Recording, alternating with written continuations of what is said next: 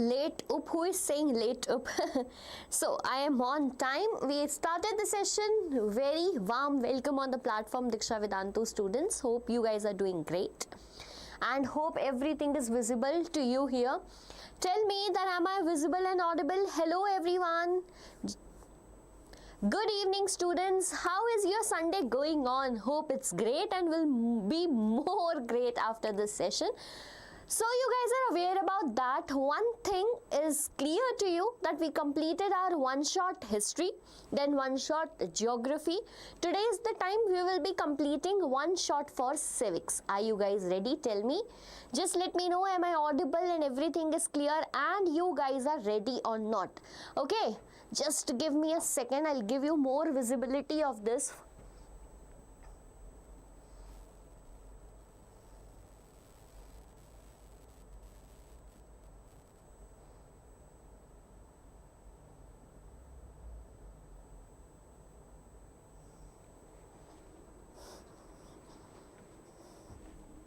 Fine. Now it's more clear. Let's start the session. Ma'am, what is your name? My name is Tanvi. My name is Tanvi and I teach you SST on this platform of Deeksha Vedantu. Come on students, what we are going to do today is, first let me tell you the agenda of the day and then we will proceed with the session. Okay, I can see that you guys are clearly ready for this. Very good, great.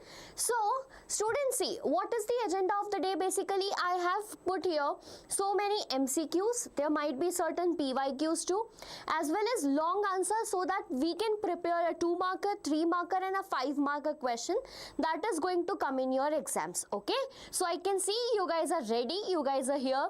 You were chatting to each other for a long time and I was seeing your chats also, by the way. Okay, fine. Do not celebrate these days. Your days will start from 17th of February towards 7th of March.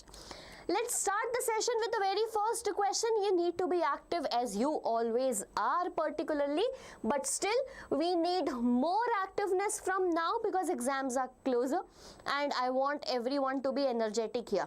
Okay, come on. The first question here in front of you is, identify the primary objective of power sharing arrangement in Belgium from the following option. So as always, our session start with the easy questions and we will move towards the tough questions at the end. And then at the end also I will put a easiest question so that you go back with certain confidence, right? Come on, no voice. Is it like, am I audible or not? Tell me who is saying no voice. Abhiram Kushwa is saying, ma'am, my... Okay. FF Gamer, I read that. No, Abhiram, voice is clear because it is clear to all other students. Check your voice first, okay? Check your connection once, then tell me, okay?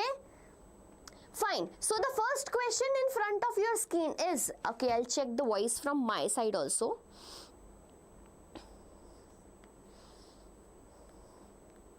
Is it the issue of the volume for every student? Please let me know, give me a green. No, it's audible, see? Then tell me. Okay? See, it's audible. Okay, check your connection, beta. It's the problem from your side, not my side. Okay?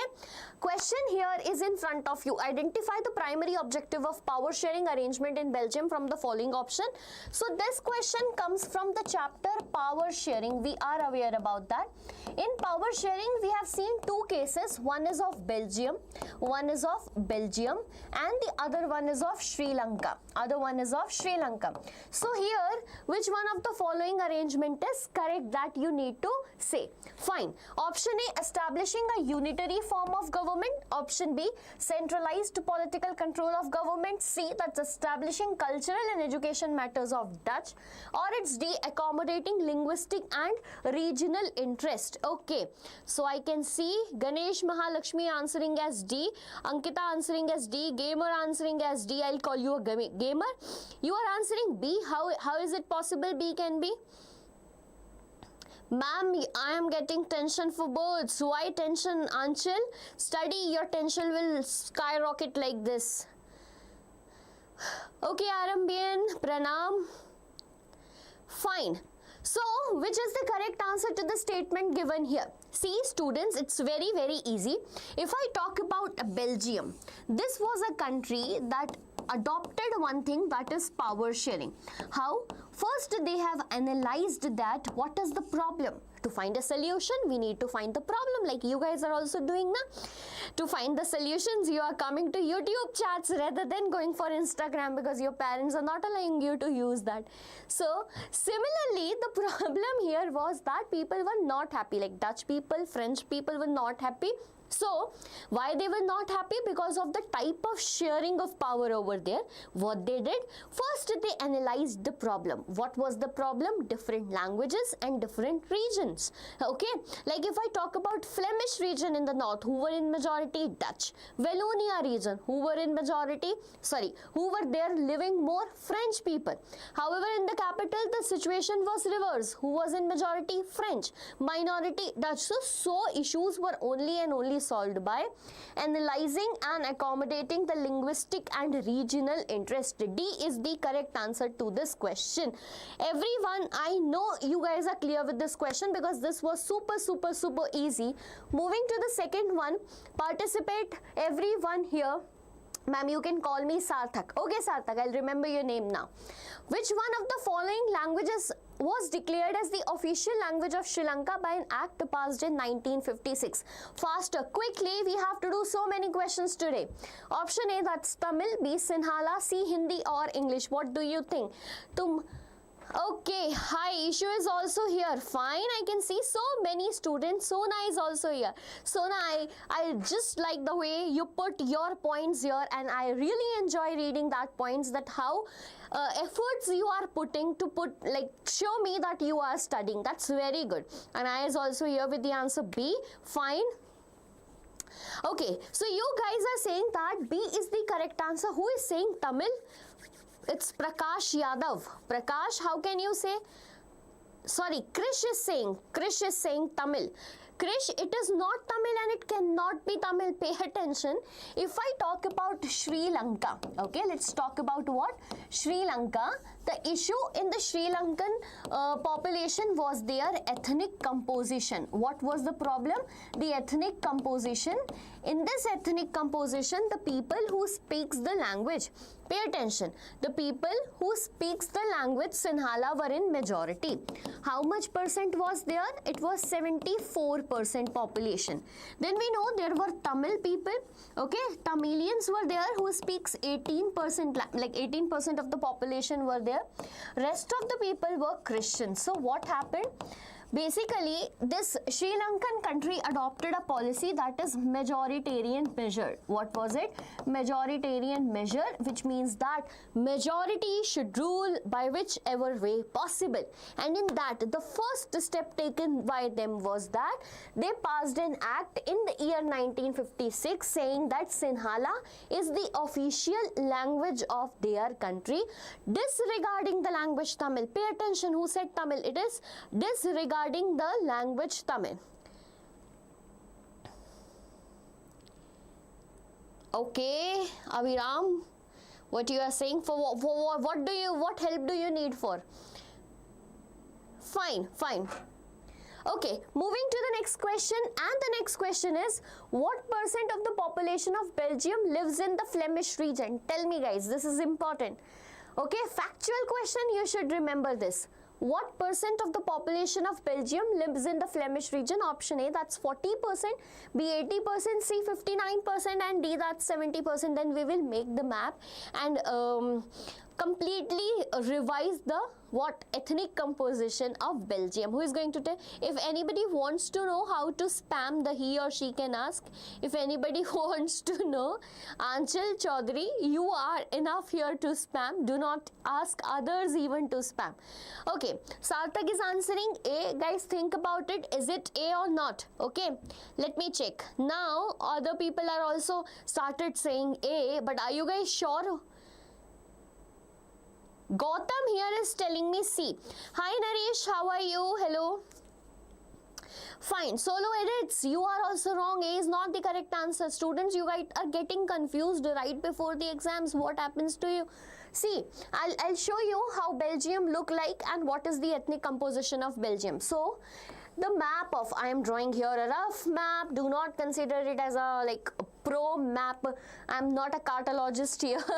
Ma'am, how are you? I am very good. How are you, students? So if I talk about the northern region of Belgium, this region is known as Flemish region. Pay attention, students, you gave me the wrong answer, and this is from the easiest chapter of civics. That means the issue, so the situation is pathetic, right? The situation is pathetic of all of you.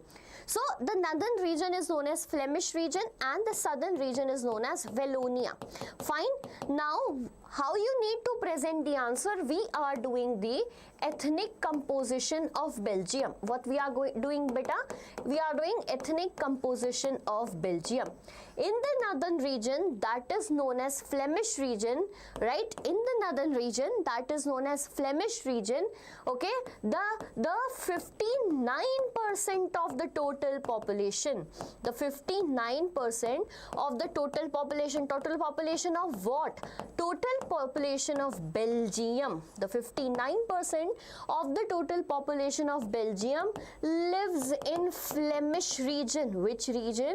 Lives in Flemish region and speaks the language Dutch. So basically, what can be the correct answer to this? See, that's 59%.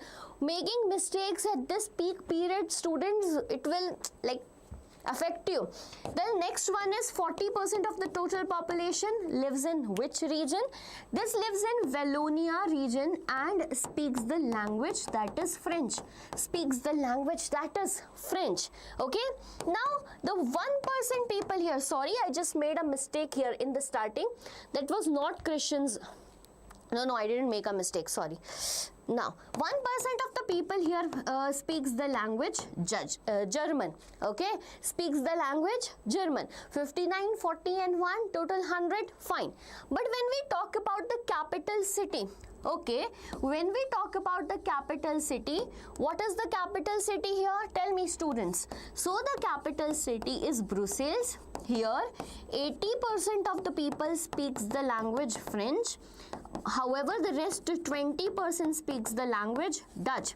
What comes as a problem here? Question can come, what is the problem? So, problem is that in the Flemish region, Dutch people are living in majority, basically in the country who is in majority. So, who is in majority in the nation? Dutch. But who is in the majority in the capital? French. Who are rich and powerful? French. Get it? Understandable to everyone? Okay, fine. Correct, Sona, you are correct. Harsh, very good evening. Hi to everyone. Come on, so it is clear to all of you. The answer to the question number 3rd was 59%, that is C. Next question right in front of you. Hi, hello, namaste, Sandhya. How are you? How's your preparation going on? Come on. So the question is very easy and so repeated question. In modern democracies, power sharing arrangement can take various forms. Explain the statement. Student, this is not just 2023, rather the question is being repeatedly asked. Anu Mishra, how are you? Hello, I'm good. So, if we talk about this question, how to frame the answer? 5-marker question and we can't take the risk to leave it. Fine. So, how we are going to write? In modern democracies, power sharing arrangement can take various forms. This will be the introduction to your answer, because I always say how to start the answer, always with an intro. And the arrangements are following. So you will write what? So the arrangements are following. Let's start properly studying about all the arrangement. The first one is, okay, the first one is power can be shared. Hello and good evening to everyone. I'm seeing all of your comment, don't worry. So, power sharing arrangement can be done among, first one is among organs of government. Among what, my dear students? Among organs of government. First we will write the heading and then we will talk about them in detail. The second one here is among different, okay, among different levels of government. Among different levels of government. Fine, everything is clear. The third one here is among different Okay, among different what? Social groups. We are aware about this. We have seen this in the Belgium case. And the last but not the least, that is among different what? Political parties. Fine, political parties. Then we have one more thing, that is pressure groups. And among different pressure groups as well as the movements, and movements that are started by so many social groups here. I'll explain all of this in detail. You need to pay your attention right in the front of screen rather than chit-chatting with each other. So students, see, the arrangements are following. The first one is among different levels of government. Fine. If I talk about different levels of government, what does it means? It means that in the same in different organs of government, it means that in the same level of government, right, like a human body, we are a single body, but the work of our head is different, hands are different, right, our limbs are different, legs are, etc, etc. So every organ has a different structure, different what we can say function. Similarly, the government work, if we give to everything to the parliament, that you make the law, you execute the law, and you look if the law is good or not. So what it becomes, it will becomes completely corrupt. Okay, now it is not possible to make it corrupt. So think about, if all the powers will be in one hand, what will happen? Disaster will happen. So if I talk about this, so basically we have divided the powers in the central government or state government among different organs. Like we have what, my dear students? We have a legislative body that makes the law. We have an executive body that executes the law. And we have judiciary to check whether the law making is done as per constitution or not, right? Anyone who is breaking the law or not, or things like that. This arrangement is also known as horizontal power sharing. This arrangement is also known as what, my students? Power sharing arrangement in horizontal way. And the system is based upon checks and balances. The system is based upon checks and balances. Very good. First one done. Remember, speak after me when I explain this to you. Yes, Anaya, you're very much correct here. Then among second one is among different levels of government. So in the levels of government, at the top we have central government or union government, then we have state government, and at last we have local government. This power sharing arrangement is also known as, my dear students, vertical form of power sharing. Vertical form of power sharing, as well as it is also known as federal form of government. Why it is known as federal form of government? Because powers do not lie in a single hand, rather powers are distributed. Correct, Sahina, you're very correct. Now third one is among different social groups. So my dear students, in a nation there are people who belongs to different society, they have their culture, they have their traditions, and we need to respect all of them. Hence we need to share the power. Like there is the case of community government in Belgium. Like there is the case of what? Community government, where in the country, that is Belgium. Hope this is clear to all of you. Now comes the next point, that's among different political parties, pressure groups and movements. Students, what happened? Right? We know that there are so many political parties fighting for the quest of power.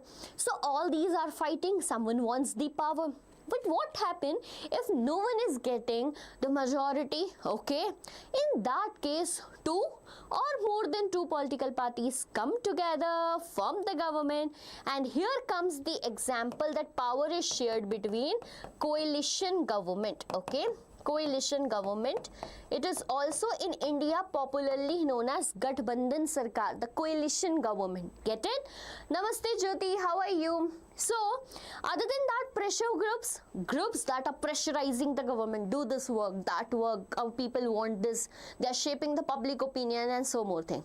Get it? To everyone, just give me a thumbs up if this answer is clear, because for a long time I was just explaining this, not seeing your comments. Ma'am, I am studying social science, watching your videos, it is very much helpful. Thank you, ma'am. Anaya, that's a good comment. I hope you are getting every help that I possibly can provide you. Okay, and if in case if you need any help other than this also, you can tell me out there. Great to see everyone here.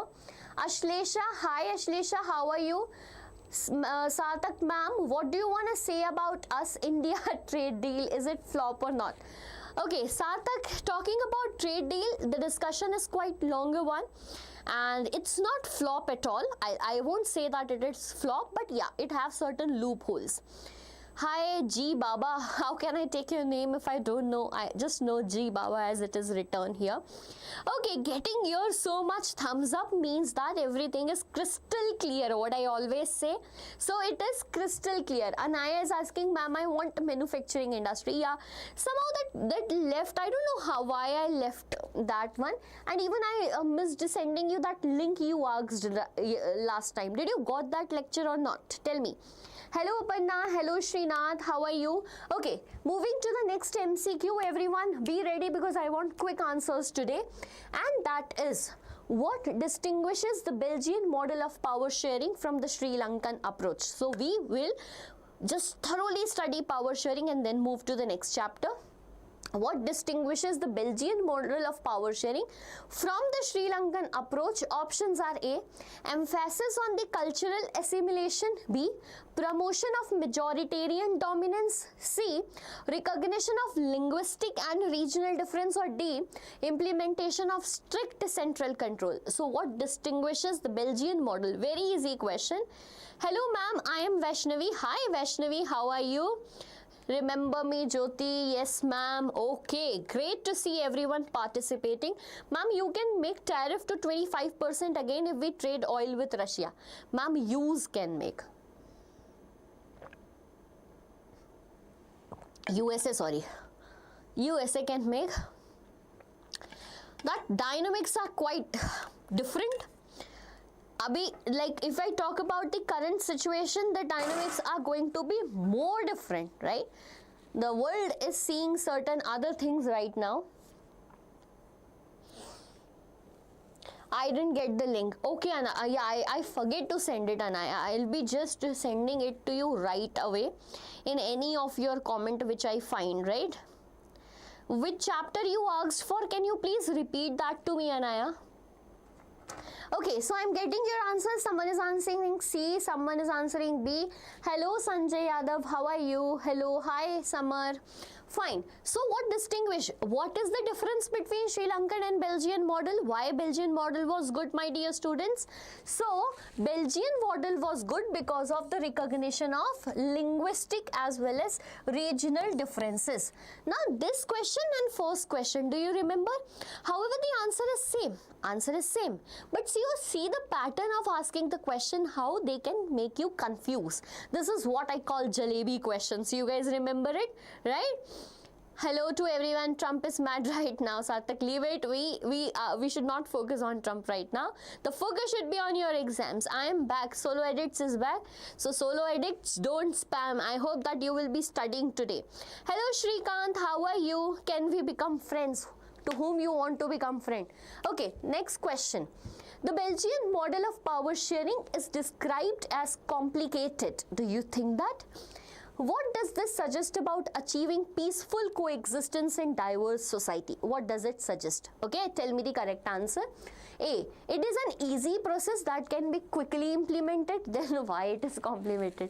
B, it often requires compromise and complex arrangements. C, it is only necessary in countries with extreme ethnic divisions. Or D, a single dominant language is the best solution for unity.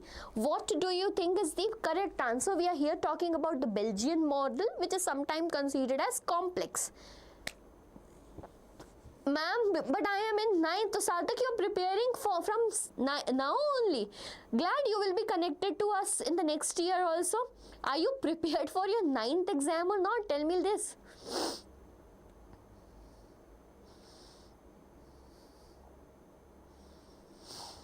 Okay, answer to this question fast. Okay, I'm getting your answers. Samar is saying C, Aparna is saying B, Sarthak, FF Gamer. Sarthak, here I means FF Gamer is writing me B. Anaya, you are telling C. Anaya, think about it. Aparna, B. Okay, okay, Sahina. Fine. Everyone got scared by you. Ma'am, resource and development, one shot. I want, but you rapid revision. Resource and development. Let me check on the channel right now. Wait. FF Gamer is writing me B. Anaya, you are telling C. Anaya, think about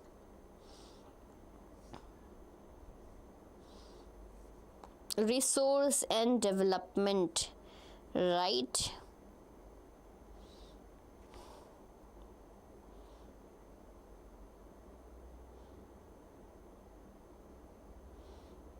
Yeah, we have to see. I have to go to the old videos. I'll send you. Okay, fine.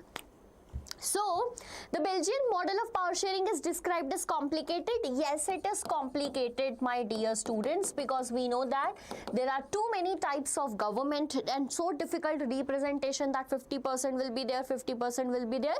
So, basically, it often requires compromise and complex arrangement. Like if I talk about community government, it is complex. Like there are 3 communities and each community have their own what? Have their own government. So, making government belonging to communities sometimes in a multi-diverse nation cannot be possible. So, yes, it is B as the correct option. Get it, everyone? Give me a thumbs up. This was difficult, but you identified it well, and that is very, very good. B is correct. Sorry, ma'am, for wrong answer. No issue, Summer. No issue. This is the way we are going to learn more and more today. Okay. Next question is a country with a history of conflict like us between 2 ethnic group is looking for a way to share power peacefully. Which of the following is most likely solution? Fine. So there is a country who's fighting with each other. Coming to the options. Option A, granting absolute power to the majority group. B, creating a system where each group has a guaranteed share of government position. C, enforcing strict assimilation policies to create a single national identity. Or D, isolating the 2 groups geographically to prevent further interactions. What do you think? Easy one, very easy, quick answer. Thumbs up, solo edits. What is this? Thumbs up. Please change. What do you want me to change? B, B, B. Okay. Calm hai. Fine, fine. Come back at 7. I will be waiting for you, Sahina. Okay, so yes, B is the correct answer. Very easy. The question itself is very easy. But if there is a country with so many ethnic groups, particularly 2 or more than 2 groups, what is the popular solution? That let us make them at equal status. Okay, let's guarantee equality or equal power to them. B is the correct option. Very good. Next question. 7th question out here. So pay attention. I have put certain long answers in between so that you can also get the way how we can frame the answers and how question comes from civics particularly. Okay, so explain the major repercussions of passing Sinhala as the only official language in Sri Lanka in 1956. So this is a very good question, but the framework you need to know. You need to know what is the framework. Okay, so explain the major repercussions of passing Sinhala. So we will start with a intro. What was the intro? That the Sri Lankan government, okay, Sri Lankan government, in which year Sri Lankan government passed a law in 1956, making what, or declaring what, Sinhala as the only official language, as the only, my dear students, as the only official language. So what is the repercussions? My dear student, the first point is that they disregarded the language. Which one? They disregarded the language, that is Tamil, and because of this the Tamilians become what? The Tamilians felt what? Alienated. They felt alienated. Okay, the feeling came into their mind is that, the feeling that came into their mind is that they are not provided with equal opportunities in the nation. They are not provided with equal opportunities in the nation, and hence they demanded what, my dear students? So they demanded for a separate Tamil state. They demanded for a separate Tamil state that was popularly known as Tamil Elam. That was popularly known as what? Tamil Elam. Very good. And the last thing, as a third point you can write is that this created the civil war. Okay, and this continued till the year 2009 in Sri Lanka, which disrupted their political, social and economic life. Clear? Clear? Yes, Sinhalese were preferred. Yes, but the question is not asking you the majoritarian policies. So we need not to write the majoritarian policies. We need to write what are the repercussions, what are the results of this thing. Get it? Hi Abhinav Yadav, hello to everyone. Yes Aparna, we are here talking about civil war. Great, great. Now clear to everyone? Is it crystal clear to everyone? Ma'am, can you upload only the summary of all geo chapters, political science and economics and history?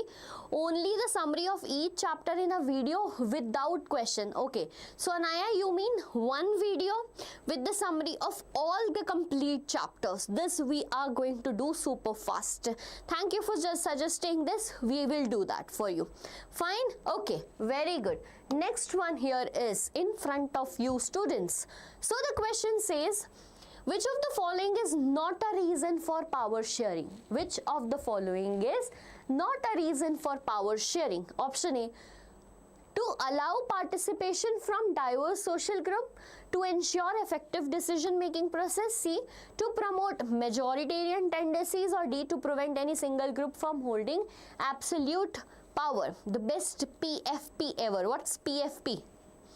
Crystal clear. CC. Correct. Very good. Okay, getting your answers started, like start, everyone, give me the correct answer.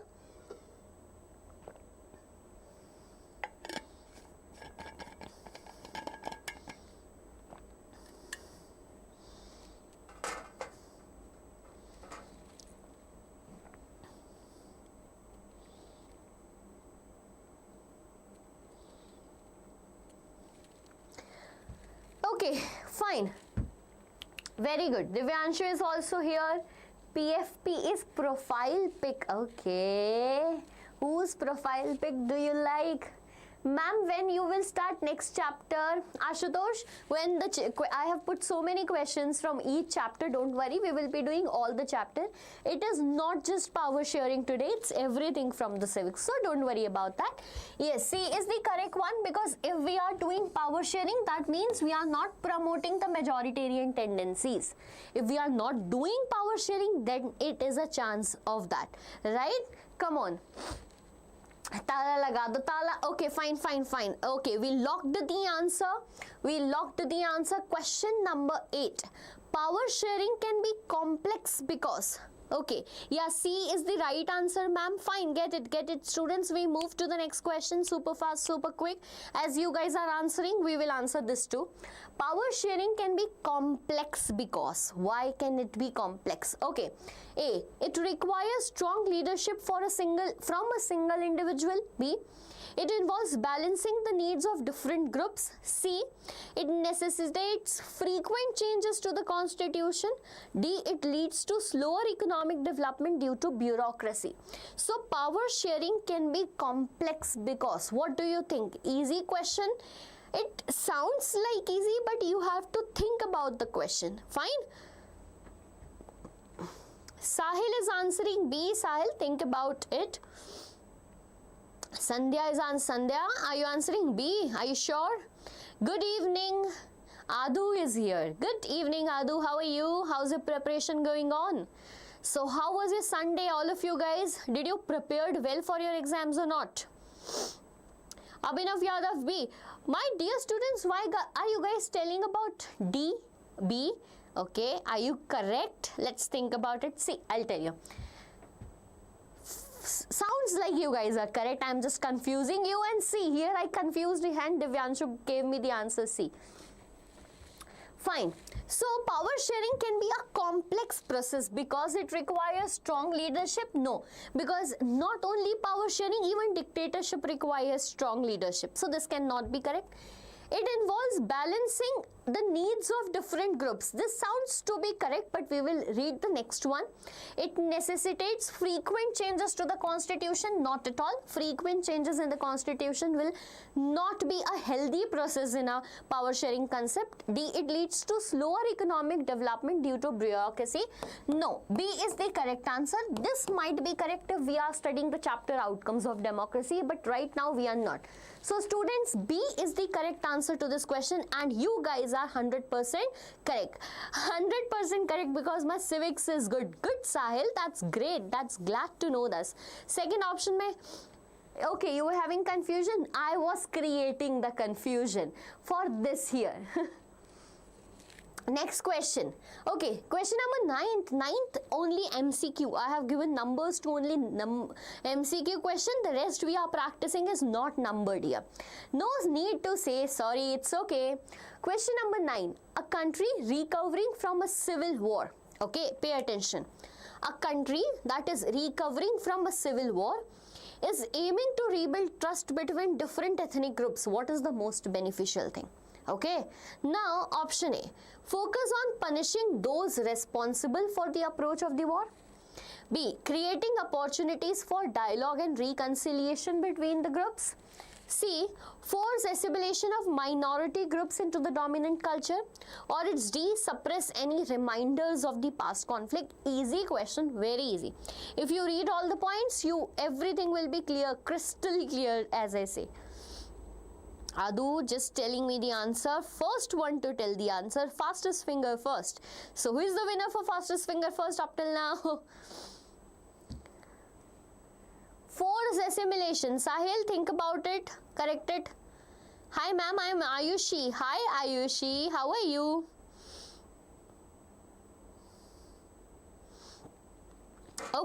Okay, now it is correct. So B is the correct answer. Create opportunities for dialogue and reconciliation.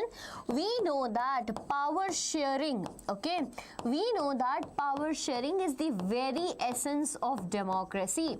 And in a democratic system, power is only shared in the form of representative government. In the form of what, students?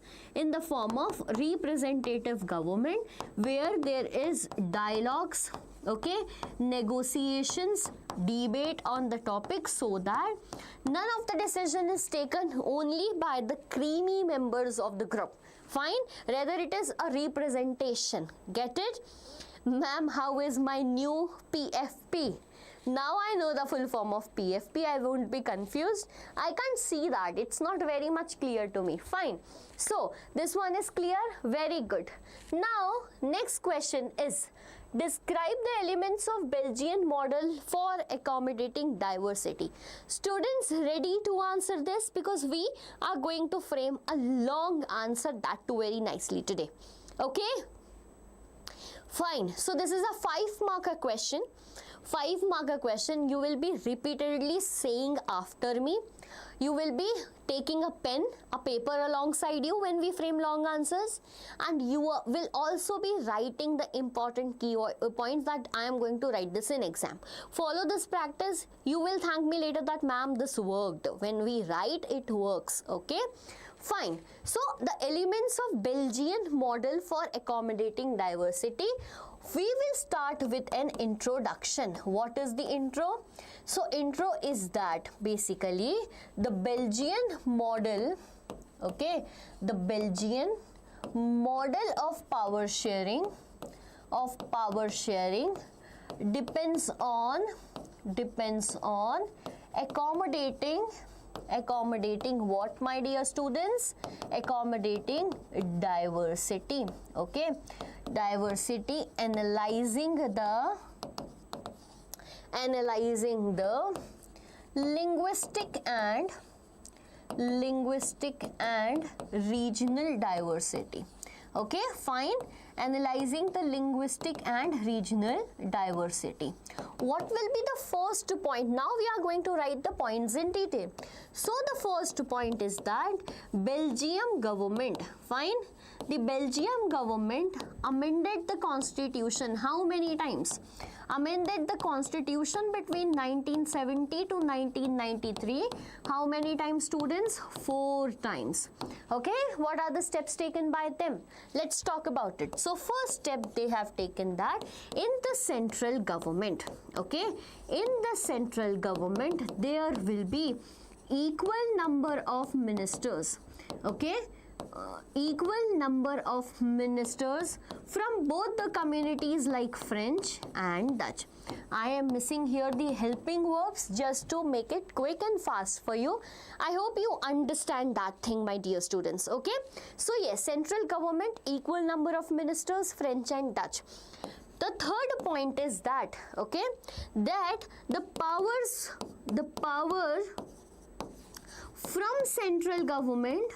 from central government will be shared to the state government, so that the state government is, okay, so that the state government is no longer, okay, no longer subordinate to the central government. It is no longer subordinate to the central government. Get it? The fourth point here is there will be a separate government at Brussels, okay? So in Belgium we have a capital city. What is the name of the capital city? Brussels. So here in Brussels also there will be a separate government, and in that separate government the representation will be equal, okay? What is going to be equal, students? So the representation of both the communities, that is French and Dutch, will be equal. Okay, last but not the least point, that we are going to have a different type of government, that is community government.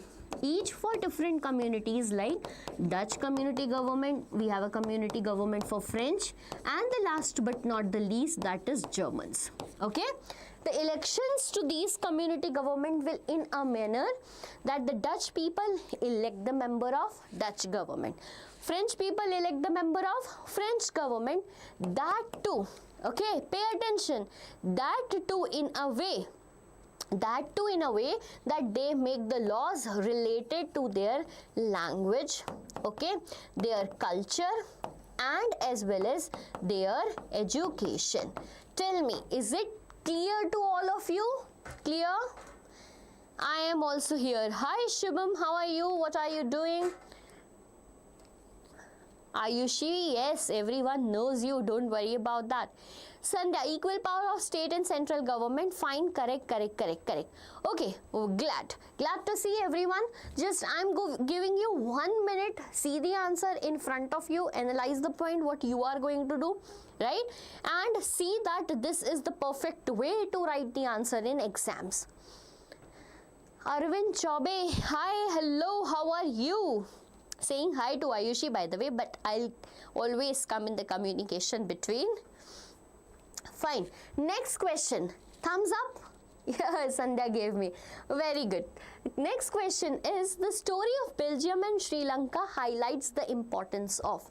Okay, the story of Sri Lanka and Belgium highlights the importance of A, suppressing regional and cultural differences, B, finding common good for peaceful coexistence, C, enforcing strict laws to maintain national unity, or D, granting absolute power to the majority community. What do you think? Tell me the correct answer. Hi Mikasa, how are you? Hope nice to see you here.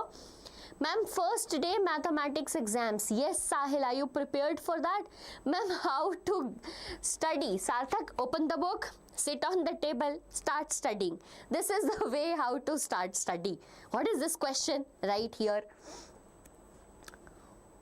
Fine, tell me the correct answers. Shiv has given me the answer D. Hi Radhika. Okay, someone is saying hi to Radhika. Shrikant, what is this question? Damn. Okay, B and D. So people are confused between B and D. Okay, I knew that the people will be confused between B and D. but majority of the answers are D, and you guys are very much correct. So see, Belgian model, if I talk about the story of Belgium and Sri Lanka, highlight the importance of okay, wait, fine. No, it's not. Let me check. The story of Belgium and Sri Lanka highlight the importance of suppressing regional and cultural differences, finding common ground for peaceful coexistence, and forcing strict laws for maintain national unity, granting absolute power to the majority community. Now students who are answering me D, tell me students, you are answering me D, did you read the question nicely? Did you read the question nicely? No, you did not, because the question talks about the story of Belgium and Sri Lanka both. If the question is the story of Sri Lanka, then you will answer D. But the question asks you the story of Belgium and Sri Lanka teaches us that there is a importance of finding common ground for peaceful coexistence. B is the correct answer. Yes, it was easy. Yeah, correct. B is the correct answer, not D. No need to say sorry, just evaluate your mistake, analyze your mistake so that we don't make the same in exam. Get it? Fine. Very good. Next question. Next question is here. Which of the following is not a feature of a federal group? Now understood how we are moving to the next chapter, that is federalism. Okay, fine. Which of the following is not a feature of federal system? Option A, a central government with exclusive control over foreign policy and defense. Is it? B, subordinate levels of government with some degree of autonomy. C, a constitution that divides power between different levels of government. Or D, a single level of citizenship for all residents. What do you think is not a feature of federal government? Students, think about it. Shiv, D is not, because I'll tell you, because the question was not only about what? Sri Lanka. If the question would only be about Sri Lanka, then D is correct. But the question also speaks about Belgium, and in Belgium no majoritarian measures were taken. That is the reason. I hope you understand this now.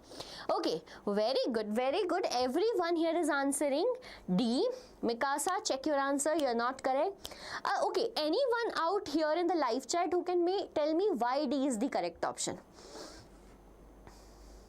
Tell me. I want to see who can tell me why D is the correct option. I'll tell you, yes, D is the correct option. But my question is, why D is the correct option? Also give me an example of that. Also give me an example of that why D is the correct option. What do you think? Do you think that in federal country there is no single citizenship, but India is a federal country, and India we follow single citizenship? I want an exact correct answer and reason to that. Solo edit is saying because everyone is saying D. Wow, what a smart answer. What a smart answer. Mikasa is here because in many federal countries like USA there is dual citizenship. Good.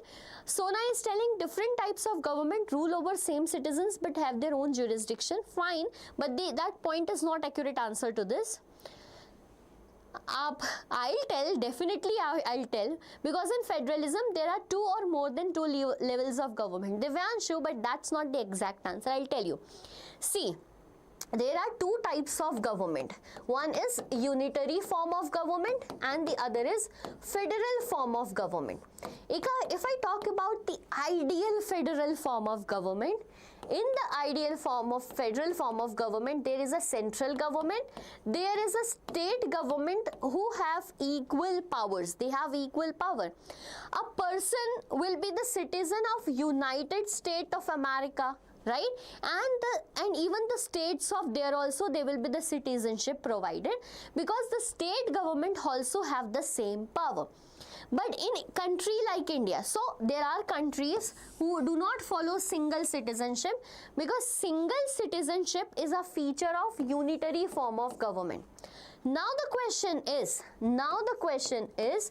then India is a federal government, but why don't we follow this different citizenship, my dear students?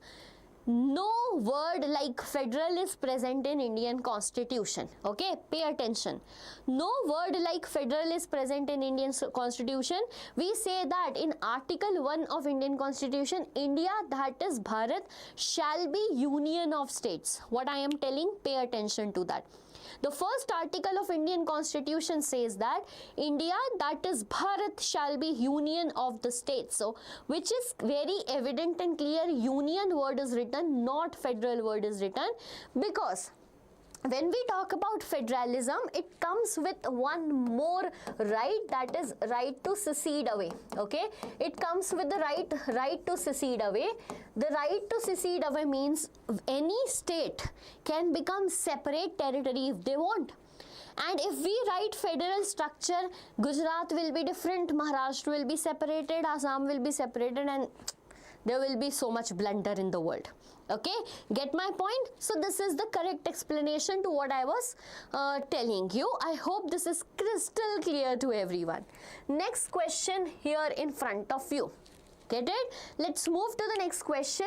That is, what was the major step taken in 1992 to strengthen the third tier of democracy in India? Options are here. Read it. Tell me the correct answer. I'm not reading it. Yes, fine.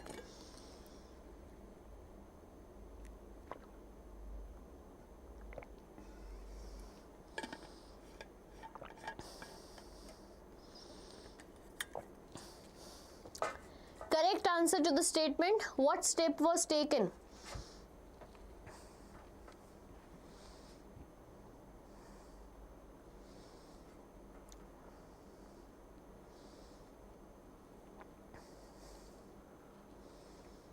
More accurate. Adu, think about it. Are you correct here?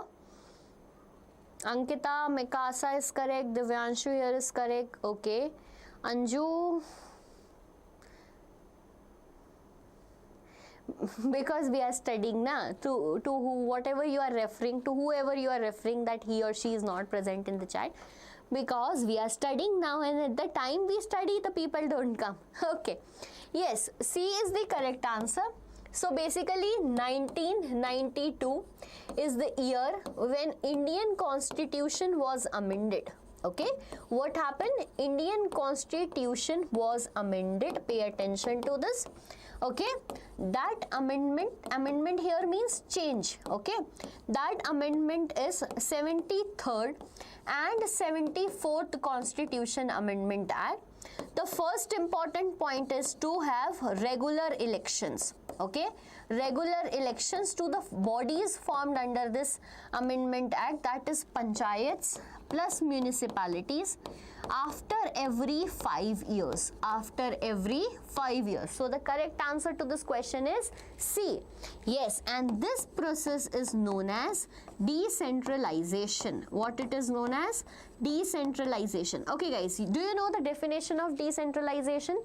So centralization is the process when all the powers are in the hand of central government or union government. But what is decentralization? When the powers taken from central and state government and given to local government. Get it? Yes. Sarthak, do you find this easy? Okay, great. Describe the rationale behind the implementation of decentralization in India. 2020-2019 the question was asked. So the question is pretty different here. Why? Every time it says that what are the steps taken in decentralization. Now tell me, what is the rationale behind? Rationale, do you know? What is basically why the action is taken? Correct. So how you will be writing this answer? You will be writing this answer in a manner that you will give a definition of decentralization as an intro. That decentralization is the process in which power is taken from central and state government and is shared to the local government. We already discussed this, right? Now what is the rationale or objective behind implementing this is that basically, okay, basically this will lead to what? Grassroots level of democracy. Grassroots level of democracy.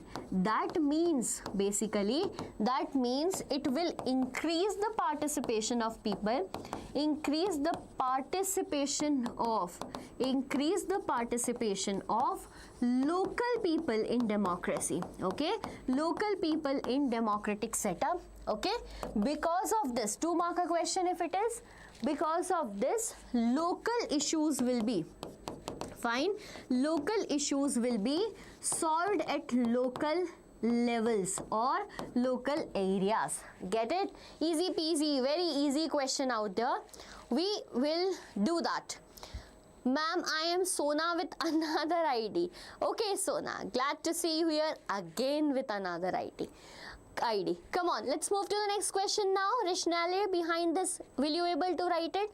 I know you are going to write it. Very good. Yes, that's direct participation in democracy. Correct, Sarthak. Okay, next question here. Next question is question number 13th of the day. USA, Spain, Switzerland, Australia. USA, Spain, Switzerland, Australia. When Santosh was asked to pick the odd one out, so many times we have done this question. I hope that you guys are not going to make it wrong. Odd one out of above 4 countries, he picked Spain. What is the correct answer? What would be the reason for this? Why do you think that Spain is the odd one out in this 4 countries? Because option A, that it is holding together federation.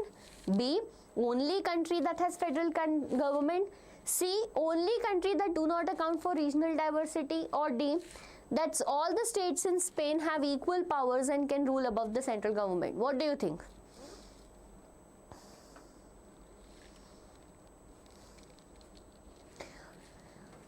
Arvind, okay, where it is Garmi?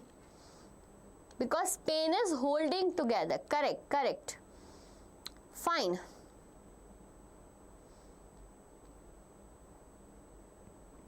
A, everyone is telling me the answer A. Great.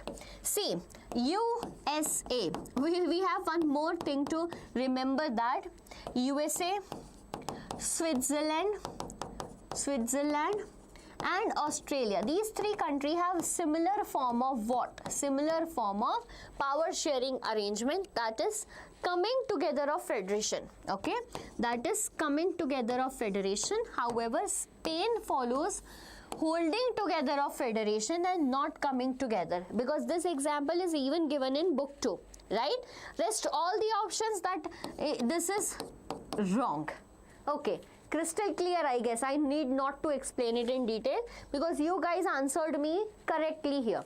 Next question, I am moving to next question. If anyone didn't understand the previous one, ask me, I'll tell you in detail.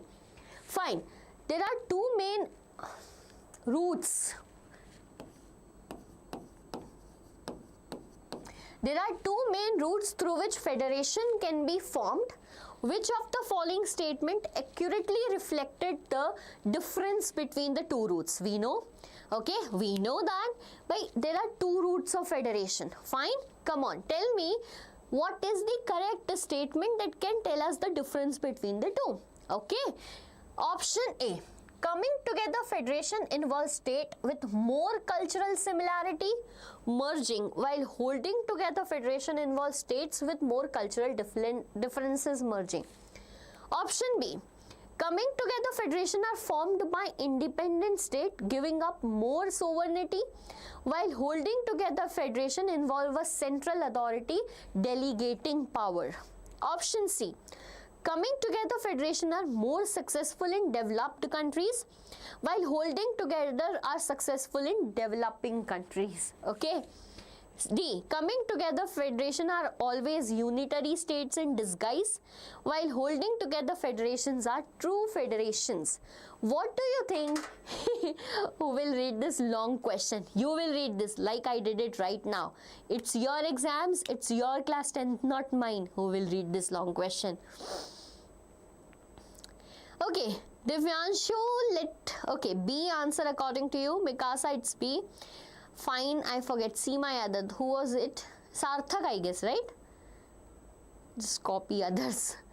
Wow, very smart. How you will copy in exam, tell me? Hello ma'am, hello Astha, how are you Astha? Tell me the answer to this question. Mikasa is telling me B. Arvind, are you telling A option or talking to someone?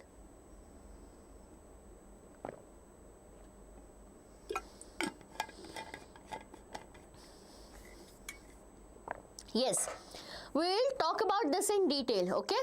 Yes, the B answer is very much correct about this. So, basically, there are two routes, okay? There are two routes by which we can attain federation. By which we can do what? We can attain federation. One is coming together of federation and the other one is holding together of federation. Okay, one is coming together, other one is holding together. Yes ma'am, G, fine.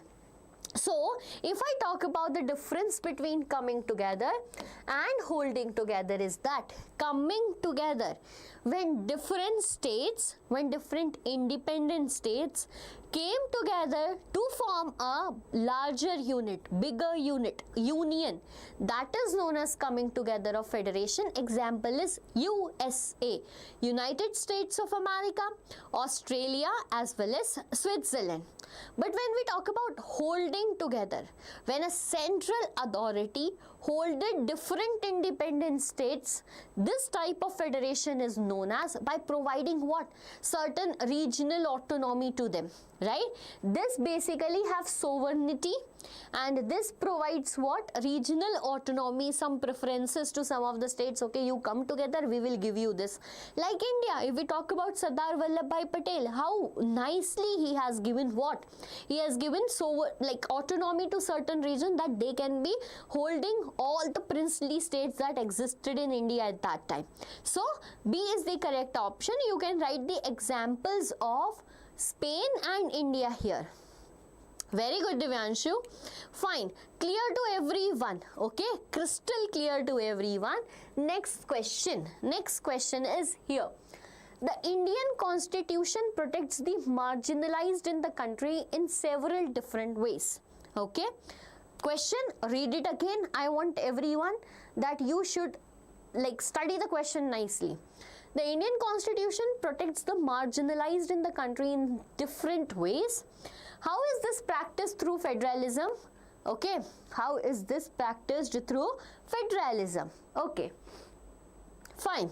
Option A. States with religious minorities have different criminal laws. Some state with indigenous population has special powers. C. States with a majority tribal population have guaranteed urban living spaces for tribal. Or D. States with a majority of people belonging to backward class comes directly under central government. What do you think is the correct answer to this question? Think about it. Easy. It's not that tough, okay? Arun, how are you? Hello to Arun. Welcome on the platform, Deeksha, Vedantu. Everyone, students, go like the session right now because you are watching it now since 1 hour and I am not seeing that number of likes. Do you guys not enjoying the session or what?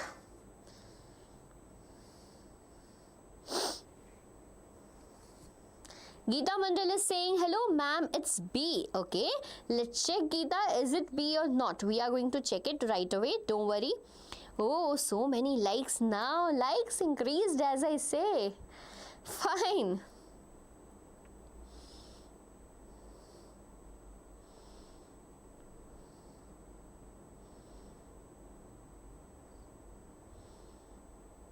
Welcome Geeta ji in the class. Fine. Okay.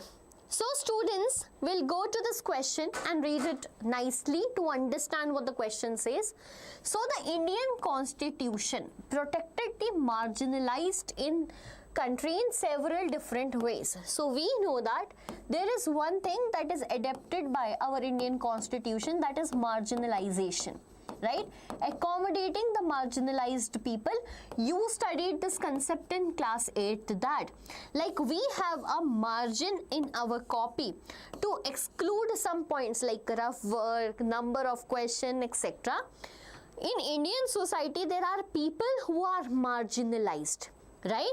To accommodate them, what practice do we do? So we, states with religious minorities have different criminal laws. Not at all possible. Wrong answer, right? B, some states with indigenous population has special powers. We have to think about it.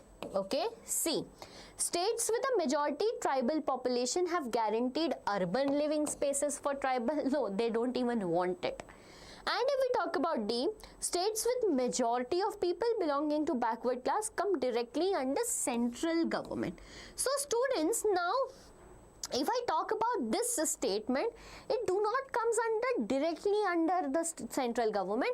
So B will be correct, because we know that states like Assam, Nagaland, Manipur, Mizoram, Tripura, the states who have certain indigenous people are given special powers, special status, like we used to give to Jammu and Kashmir previously, right? So B is the correct answer to this question. I hope that is clear to you. Fine? Yes. Okay. Fine. Give me a thumbs up if this question is clear, because I want it to be like crystal clear in everyone's mind and do not make the mistake. Hi Kush, I can see that you are here. Welcome. Welcome. Let's do so many questions from civics today. Fine. Moving to the next question. Next question. Describe the 5 features of federalism. Tell everyone, are you ready for this answer? Because 5 points, 5 marker question for sure going to come in exam. Okay, great to see you. Oh, I am from Moon. Who is from Moon? PK is from Moon. Wow, great. So, the question is, describe the 5 features of federalism. So, the 5 features of federalism are as follows. The 5 features of federalism are as follows. Everyone, you also practice this alongside I am teaching it to you, because I want everyone remember this question. Yes, Sarthak, it's very easy, but we make the mistakes sometimes na. Anuj, that's great, you know the answer. So the 5 features of federalism are as follows. Basically, first point, there are 2 or more than 2 levels of government. Okay, there are 2 or more than 2 levels, that is also known as tiers of government. Okay, if the question is regarding India, we can give the example of central government, state government, local government. Great. The different levels of government, they govern the same citizen. They govern the same citizen. Okay, then what is different in them? But they have different what? They have different jurisdiction. Do you guys know what is jurisdiction, bachas? So jurisdiction is basically what are the work they are doing, correct, as well as what is the area where they are working. So they have just different jurisdiction in terms of their legislative and administrative power. Legislative and administrative power. We are aware about this. Very good, very good. Third point is that, pay attention, each level of government has different jurisdiction. These jurisdictions are mentioned in the constitution, okay, and it cannot be changed. It cannot be changed. What? It cannot be changed unilaterally. Do you know what this unilaterally means? That means one single level of government do not have the power to change this, because these are the fundamental provisions of the constitution. The fourth point what you have to write here is, in case of dispute, okay, in case of dispute between the different level of government, who is the decision making body? That is Supreme Court or the highest level of appeal, because he is the final interpreter of the Indian Constitution. Final interpreter of the Indian Constitution. Very good. And the last but not the least, sources of revenue. Because if you are urging the government to work, they want paisa, that means money. So the sources of revenue is also mentioned in the constitution. Get it? Anyone who will ever forget this 5 points, or anyone that ma'am, I still have the doubt in this question. Question is very, very important. It should be printed in your mind. Control C and Control V. Do it right now. Yes, ma'am ji, fine. Okay. So I hope everything is clear, and this answer you are gonna write in exam nicely. Ma'am, I have a doubt. Yes, you can ask it. Hi ma'am, I am sorry that I am late. No issues, Meenakshi. We are in the mid of the class. We will do the class. We'll take it long time. Geeta, thank you for that. So, clear? Okay, moving to the next question. Fine, this one is clear. Ma'am, but there are 7 features in our NCERT. You can extend it. You can write more also. I was just framing a 5 marker question. Fine?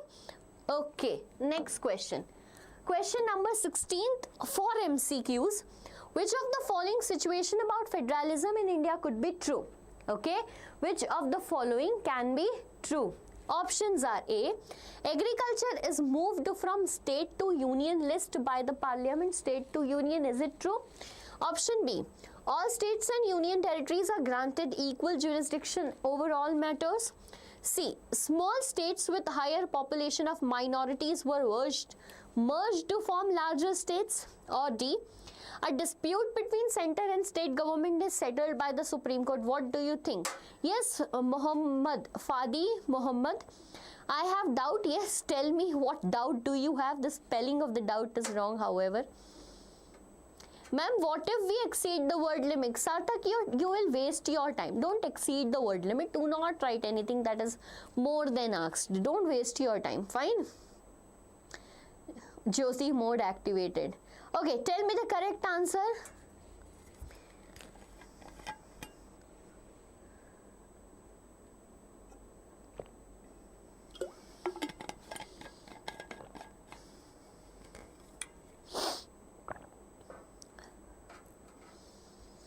We just read this because we discussed the answer. So whenever there is a dispute between the central and the state government or any level of government, who is going to take the decision? Supreme Court. Why Supreme Court is going to take the decision? Because he is the final interpreter of the Indian Constitution. The Supreme Court can interpret what the Constitution talks about, what powers are given to whom, and who is more powerful, who is less powerful in that respect. Fine? D is the correct answer. Great. Next question. Fine. Moving to the next question. Yes, everyone. Very good to all the students who are participating in answering. Very good. One building fallen down in Kota yesterday. Is it? Like, I didn't read this.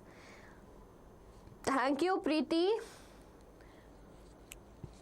Fine. Next question is, what factors contribute to the difficulties faced by local government in India? We have local government, we made decentralization, but still there are certain difficulties faced by the country, right? So, lack of adequate number of representatives, first one. B, insufficient resource and powers. C, overwhelming support from the central government. Or D, that's excessive autonomy. Again, this one is easy, but this is one of the important topic that we usually miss. Yes, ma'am, so sad. The situation is so sad. Infrastructure development in India is pity.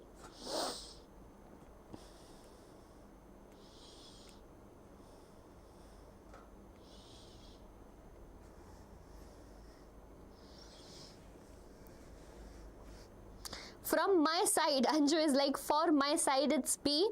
Divyanshu is answering C. Think about it, Divyanshu, are you correct? Ma'am, what do you do if case-based question very tough? I have gone through the summaries of the chapter, RMBN.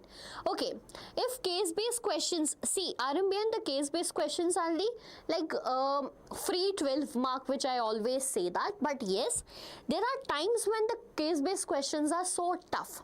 In that time, I would suggest you that do not like waste much of your time in reading the extract again and again. right? Do not do that, right? If something which is from direct extract, don't change your words, write it directly. But if there is something which is not directly from the extract, which makes it difficult, in that context, what you can do is, you can put some keywords from the extract and frame your answers whatever you think about it. But use the keywords from the extract so that the examiner can understand that you read the extract. The main point is, they are thinking that you are not reading it and answering it by your own. So this can be a popular step or a method, because what I can give you a fake answer that no, it is not difficult. Sometimes it comes difficult. I accept the fact that in that sense, use your smart sense. Okay, smart work. I am a topper, you have to look at yourself. Oh my God. Who is getting angry here? Don't fight, students. We are here to solve answers. So, talking about this, what factors contribute to the difficulties faced by local government in India?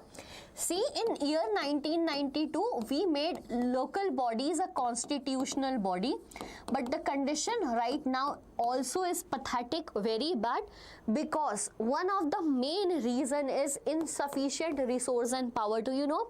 Still, there are certain villages, still there are places where there is no even infrastructure present for the panchayat, for Gram Sabha. They don't have even a building. They are sitting under the tree like they used to in ancient times. So, it tells us that there are lack of resources. They want to do work, but there is no funding from the central government or state governments many times, right? There are also so much politicized thing, corruption and all that. So, this one is the correct answer, B. Fine. So, ma'am, Indian education system is worst as compared to other countries. I quietly agree with this. Ma'am, will you take class in gap days? Yes, definitely. That 5-day gaps are going to be super crazy. We will be doing marathons and I'll be supporting you in all the way. What I have planned for you will be shared to you either in the form of community post or shorts very soon. However, I will tell you the plan. The plan is such that in that gap days, we will be one day doing all important MCQs in long marathon. Next day, we will be doing 2-marker questions, whole day 2-marker questions in long marathon. Third day, we will be doing 3-marker. Then we will be doing 5-marker. Last day, we will do complete map work. We will do image-based questions. All the images present in your book. All assertion, reason, time, whatever can be possible, I'll make that for you. Fine? So don't think that in gap days I will not be there for supporting you. I'll be there. Okay? Fine. Lucky, can't you hear what I am saying? I am good. Ma'am, do you like to have sushi? No. Fine. So B is the correct answer to this question. Let's move to the next one. So much wasted time. Fine. Question is, what is the main purpose of decentralization in India? Again, the question is from the same topic, but the format is different. Pay attention. Main purpose of decentralization. Option A, to reduce the workload on central government, to empower local communities to make decisions about their own affairs. C, to increase the financial resources available to state government. Or D, to create a more uniform system of governance across the country. Easy question, answer it fast. We will then move to the next one. Will not waste much of time on this question. Thank you for your cooperation nahi, cooperation. Anju, it's cooperation. Someone answered. Aharambian answered. Cooperation. Okay, I am back. Solo edited back with an emoji. Okay, who is answering D here? How can it be D? Okay, no B. They are not reducing their workload. Okay, they actually don't have any workload. B, to empower local communities to make decisions about their own affairs. So, local issues can only best settle at the local areas. They can settle down their affairs. If street light is broken, we need not go to the state government to ask it, to solve it. If there is a problem in a road in a society, we need not to always take permission from the state government. Let local issues be solved at local levels. B is quite appropriate. Yes, those types of case-based come, we cannot find answer in the passage. Yes, Arambian, that is why what I said. You will not find. Yes, they are checking your common sense in that terms. They are not checking how knowledge you have from the book.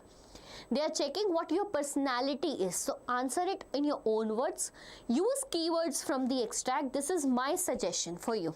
Okay, hope this is clear. Fine. Next question. Next question is, what makes India a federal country? Okay, now I want the reference of this answer from your side. Just give me the keywords, then I'll write the full answer for you.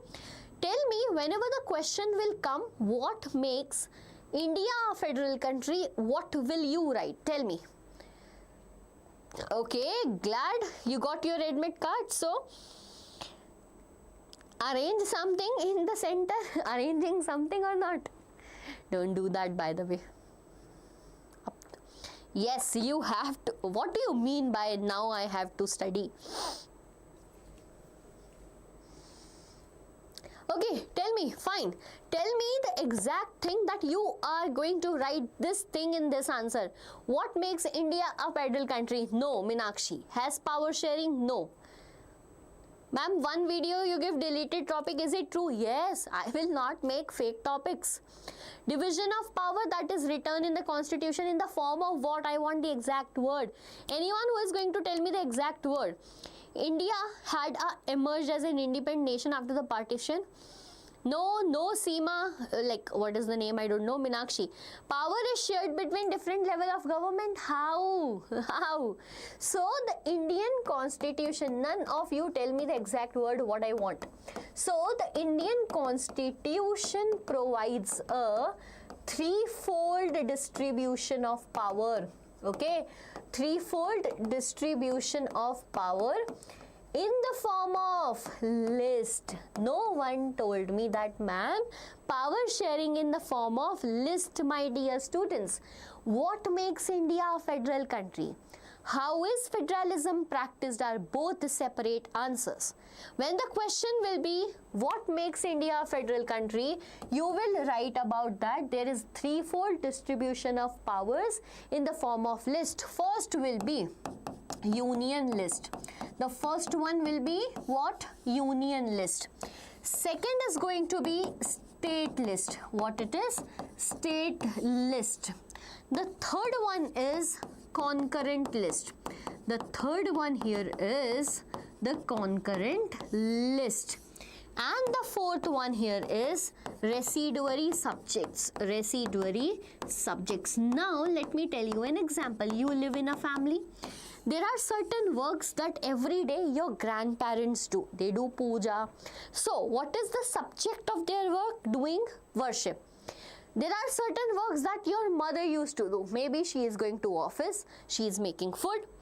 There are certain works that your father do. So that works here are referred as subjects. Okay, that words here are referred as subjects. So basically all the subjects which are of national importance, all the subjects which are of national importance are written in which list? This is written in union list. And who makes the law? The central government or the union government makes the law in this list. Okay, I am waiting for the examples from you, then I'll write the examples at last to tell you what you need to write and what you need not to write. Get it? The next one is a state list. In the state list, the list contains the subjects of regional importance or state importance. Regional importance or state importance, and state government makes the law in the subject. Who makes the law? The state government makes the law. I need the examples from you. Fine? Very good. Third list is concurrent list, in which there are subjects of common interest. Okay, there are subjects of common interest, and both the central and the state government, both the central and the state government makes the law. Fine, very good. Last but not the least, the subject that emerged after the making of the constitution are listed in the residuary list, and the central government, because we have a more powerful center, and the central government makes the law in this, makes the law. Okay, I even want the examples from your side. So you guys has answered it. Fine, I'll see. State, that is agriculture, transport, fine.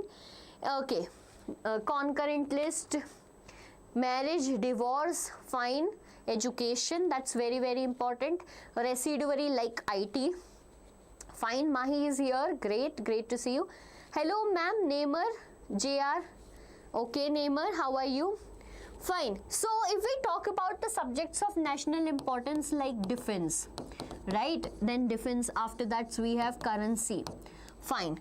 Okay, and then we have in the state list, what do we have in the state list, my dear students? Anyone who is going to tell me? In the state list, like we have police, fine. And in the concurrent list, okay, we can add forest here also. In the concurrent list, we have marriage, we have divorce, fine. Here we can also add education. Not we are adding, however it is in the constitution. So this is homework karne. Who is going to do homework? This is clear to everyone. You will be able to write answer that is for 5 marks. I know that. Next is, yes, correct. Ma'am, duration is little long. We'll study till 9, yaar. Where are you going? Next question here in front of you. Fine. What is the central idea behind the development of federalism in India? Read the question once more. What is the central idea about the development of federalism in India? Options are A. Federalism is a failed system in India due to unequal distribution of power. Do you think that? B. The success of federalism in India depends on clear division of power in democratic politics. Fine. C. The size and diversity of India necessitate an extremely strong central government. Or it's D. Local government are most important tier of government. What is the central idea for the development of federalism in India? What do you think is the correct answer? Extremely strong. Okay, answer fast, quickly. I'm waiting for your responses.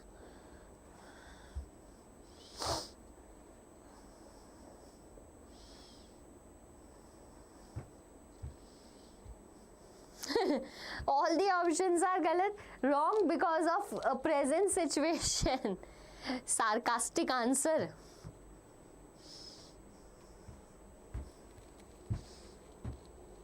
Fine. So B is the correct answer. That is correct according to theory. Okay. So the success of federalism in India depends on clear division of power and democratic politics. This is what federalism is. Giving power to the states, do not, like what we can say, do not forcing them the centralized structure, but do not leave them freely that it had the right to secede away as USA gave us.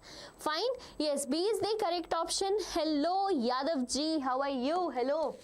Okay, next question. Which one of the following option proves that India is quasi-federal state? And then we will discuss about this word that is known as quasi-federal. So tell me which option is correct about quasi-federal state. More powers with center, second. Residuary subject with center, third. Equal subjects with center and states, or fourth, currency and railway with central. Codes are option A, 1, 3 and 4. B, 1, 2 and 4. C, 2, 3 and 4, or D, 1, 2 and 3. Good question, by the way. Think about it and then I'll tell you the complete story behind quasi-federalism. Okay? Fine.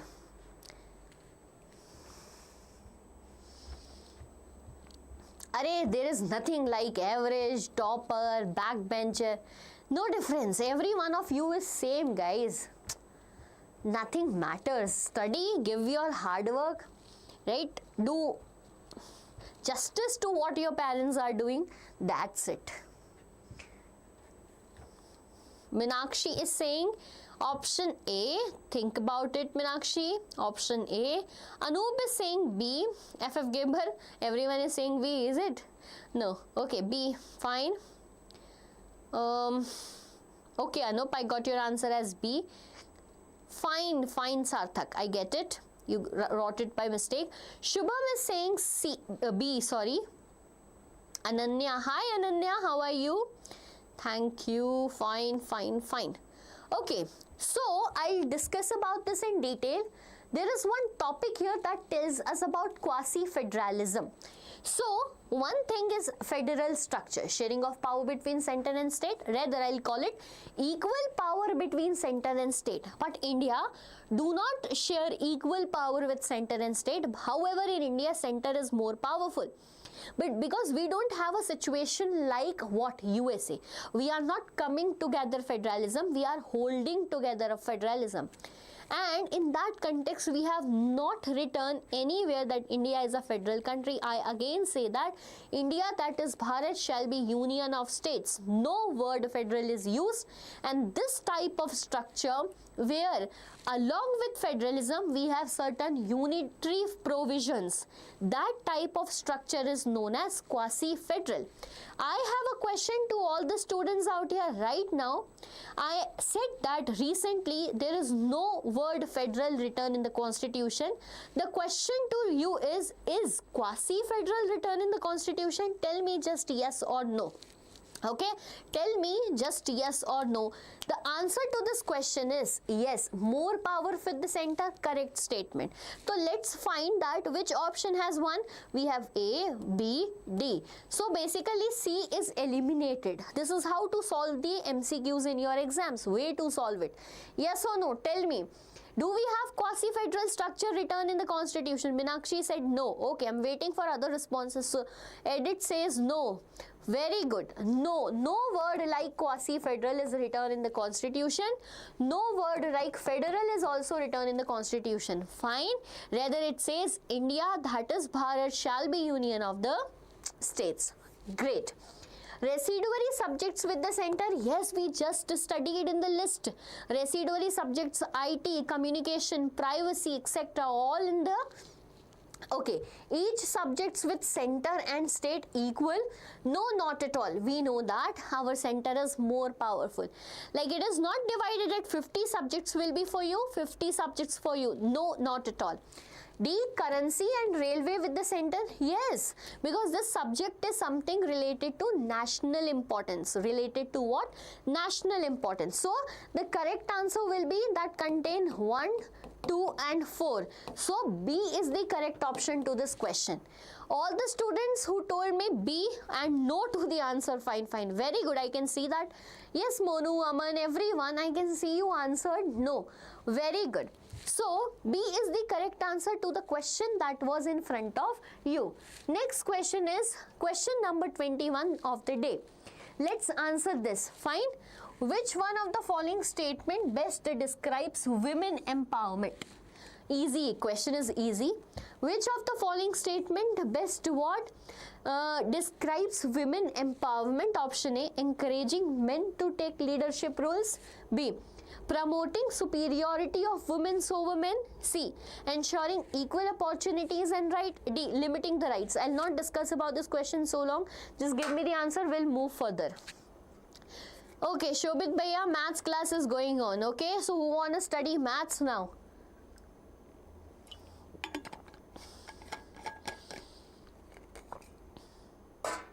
Very easy question. Very easy question. Ensuring equal opportunity right between men and women, that is what is known as federalism.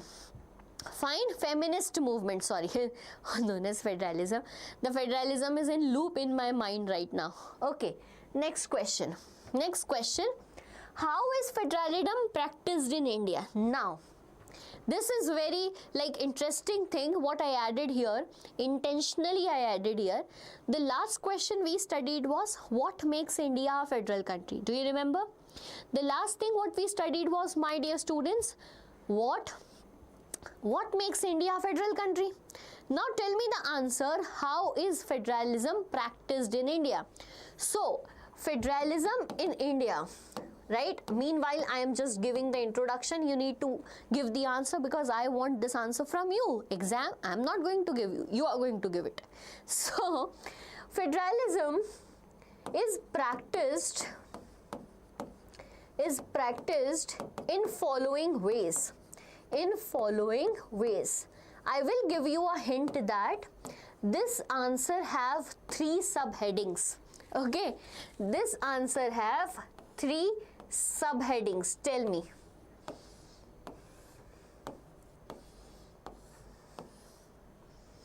What do you think? Ma'am, please explain caste in politics and politics in caste. Okay, Mahi. Wait here in the class. We are going to discuss this when the chapter outcomes of democracy comes, because this is the most important question in which student always have doubt. I know that. We are going to do that. Prank gone wrong. What prank you did? Linguistic state. Yes, Ankita. Yes, Ankita. Very good. So now I get it, Ankita. You study also and you chat here also. Fine. Very good. Okay. So federalism is practiced in India in following ways. We have 3 things here. Very good. The power is divided into center, state, local government, which have its own subject. Mahi, this is not the correct answer. That is the feature of federalism. Pay attention when I say that. FF Gamer is also telling correct. Divyanshu is telling correct.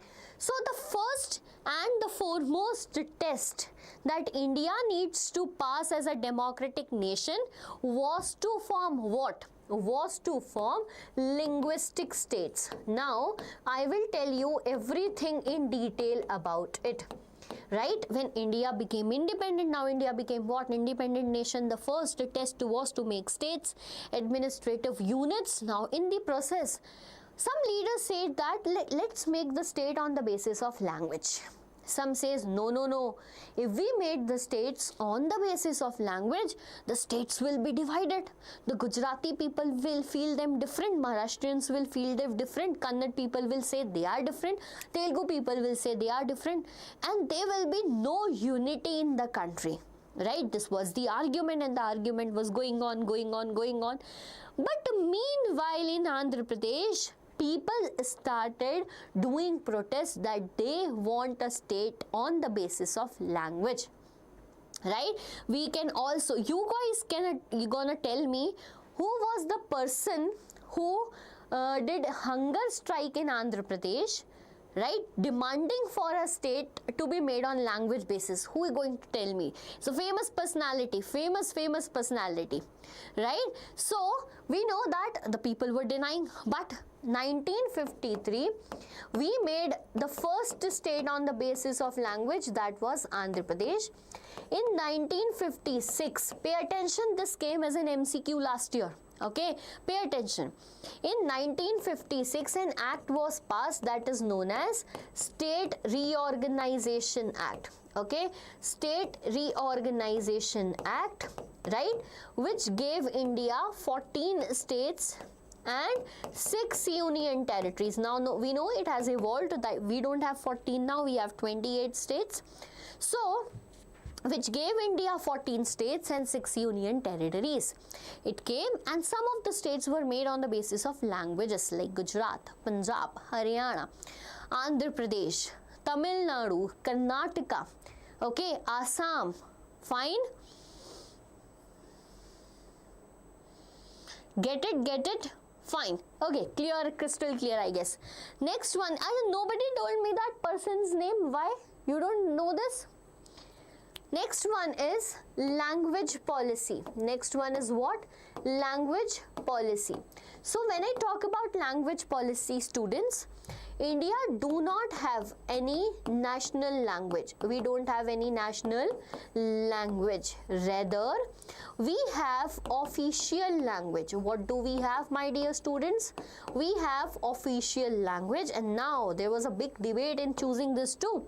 Everyone, the members of parliament, yes, Divyanshu, everything there is in the NCERT. I am teaching nothing out of NCERT. There is a box given which tells us about State Reorganization Act, and you guys forget that. See my other telling the second test of Indian Federation is language policy. Correct. So, No language is a national language, rather we have official language. Like there was a debate in the parliament, people were saying let's make an official language, which language to be made. Now they said okay, let's do a census and find out which language is spoken most in the country. And do you know, in the majority, not even Hindi was spoken by more than 41% of people. Now when there was a view present that let's make Hindi an official language, then people from Northeast India, South India said, what about us? We don't know Hindi. How we will do the official works and all that? They said, okay, let's do one thing. Along with Hindi, let's keep English. And this English was kept for 15 years. But it continued till now. We know the rest. We know the history. Right? Yeah, some of the states created on the basis of geography too. You are correct, Mahi. Very much correct. So, Hindi and English will be continued as an official language. And the third one here is center-state relation. Why center-state relation is important? Because we have given political autonomy to the states. In that respect, the relation between center and state should be balanced nicely. Like if we talk about till 1919, one dominant politics was there, everything was okay. But when there was a rise of regional politics, it gave birth to the coalition form of government. Okay, coalition form of government. Okay, one random question to all the students out here. We are done with this question and I hope this is crystal clear to everyone. Give me a thumbs up if it is and tell me if it is not clear. The random question is, guys, do you know the difference between coalition government and what? Tell me.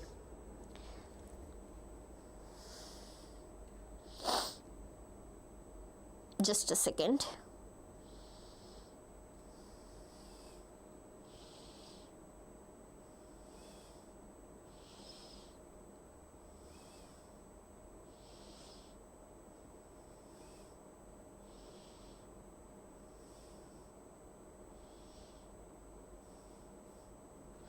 Okay, so I was asking you, do you know the definition of coalition government or not? Anyone? Okay, hello, alliance, fine. Single party government, what Meenakshi, single party government? No. What? Alliance, yes, alliance. And do you know the difference between alliance and coalition government?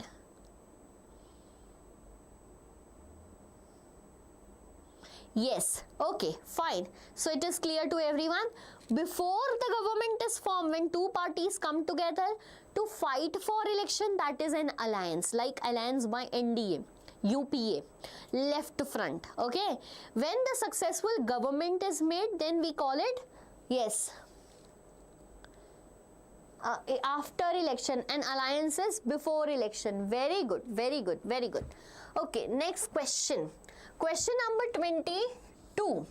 Which one of the following statement is not true? Read the question very nicely. Sometimes we miss the word not.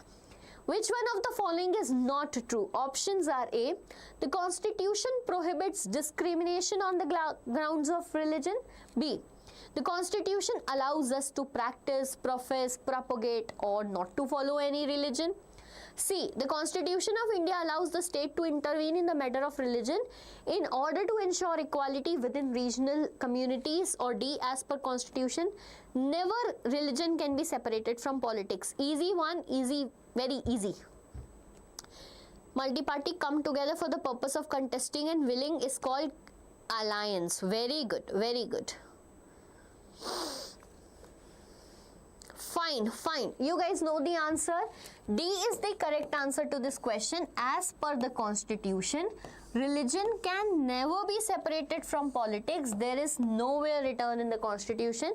The rest of the statements are very, very much correct. And here, the example for the third statement that yes, government can sometime interfere in the matter of religion is abolition of what? Abolition of untouchability. Abolition of Untouchability. Fine. However, D is not correct. Rather, once Mahatma Gandhi gave this statement, and this we studied in the chapter Gender, Religion and Caste, that yes, religion can never be separated from politics. But what he meant by the statement is not that we should mix religion and politics. He meant that from every religion, there are certain good things that we should imbibe in the politics. Okay, every religion teaches us like equality, teaches up certain points which are necessary for the growth of society. Get it? Yes, it comes in caste. Correct. Fine, clear, very good. Next question. Question is, the concept of a sexual division of labor refers to. Options are A, men performing all the domestic work and working outside the home. Will men do this? A societal expectation that women take care of household chores and men work for income. C, fair and equal distribution of household and professional responsibilities between gender. Or D, that's legal requirement for women to earn a minimum wage. What do you think is the correct answer to this question?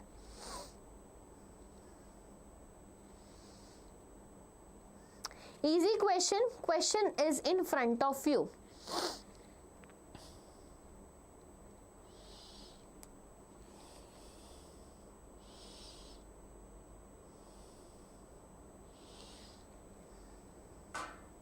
We have to pay attention in class, yes?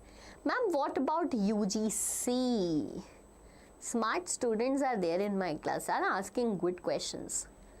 What about UGC? What do you want me to answer about UGC? See, I know that you ask this question again and again. What about the new rules made by it and something like that? See, what we need to focus here is, we can't change the decisions, we can't change the society, but at least we can change ourselves, right? That unfairity, like unfairness or something like that, we are not able to change it in our level. We should focus on what at our level we can make our best. I know I'm giving you gyan and something like that right before of exam. That's the only solution. We can't change the only thing we can do is to educate ourselves. What measures are to make UGC Act? What measures are taken by UGC Act are quite aware, you guys are aware about that. So, the concept of sexual division of labor, a societal expectation, like here it talks about sexual division of labor. In the Indian society, this concept existed, existing and will exist, that women take care of household chores and men work for income. This is what is known as public-private division of work or sexual division of labor that exists in Indian society, and we guys are aware about that. Okay, I am moving to the next question, 24th question of the day.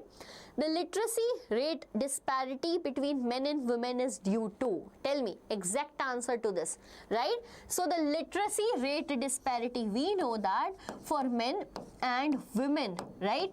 For men and women, there is a great difference between the literacy rate. If I talk about women, it is 54%, and if we talk about men, it is 76%. What is the reason? Option A, biological difference that make women less suited for education. Is it B, a preference among parents to educate their son over their daughters? C, lack of government schools specially for girls? Or D, that's all of the above? Tell me.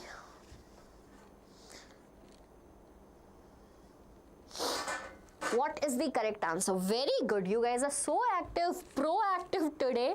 Day by day, you are getting so furnished in SST.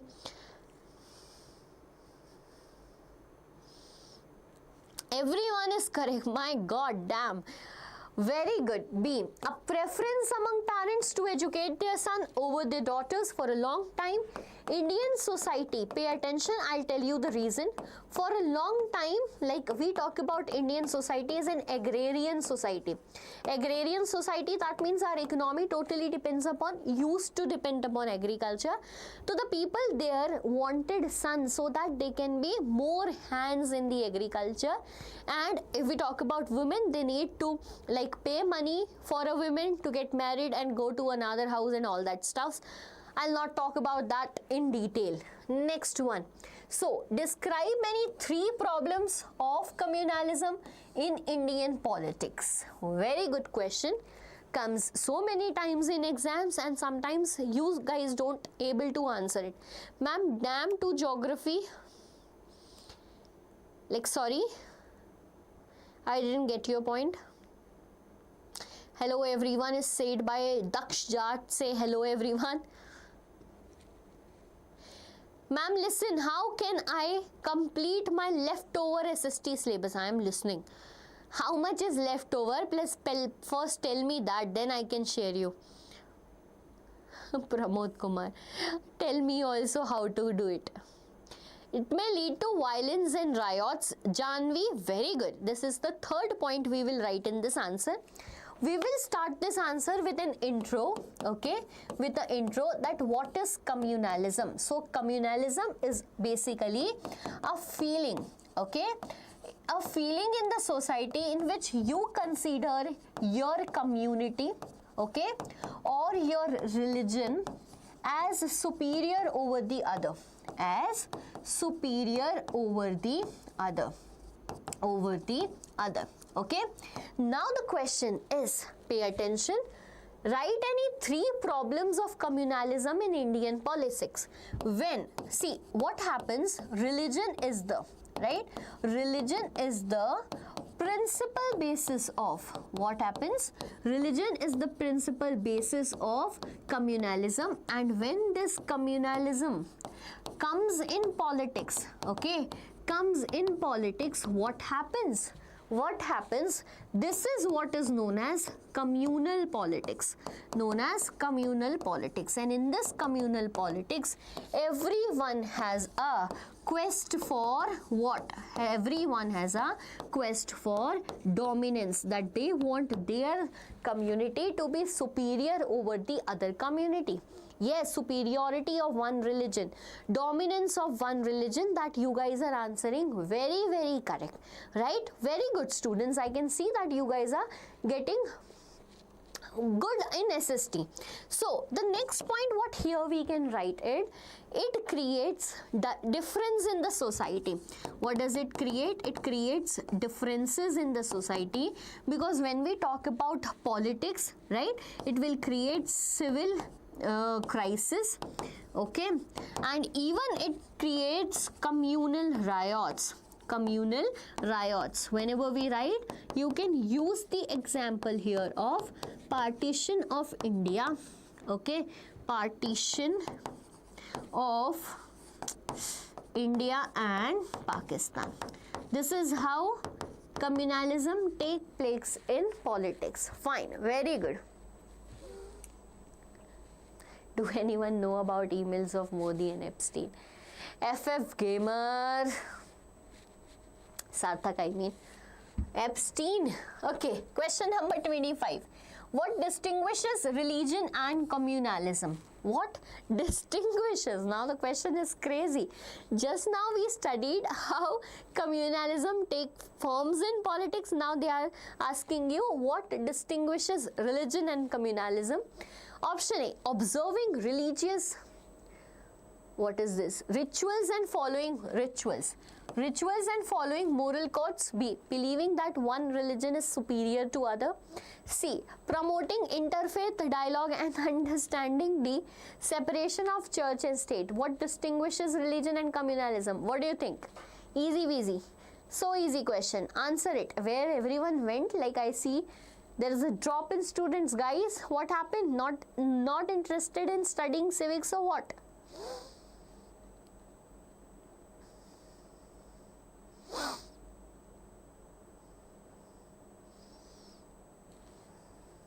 Tell me the answer. Hi ma'am. Hi Cherry. How are you?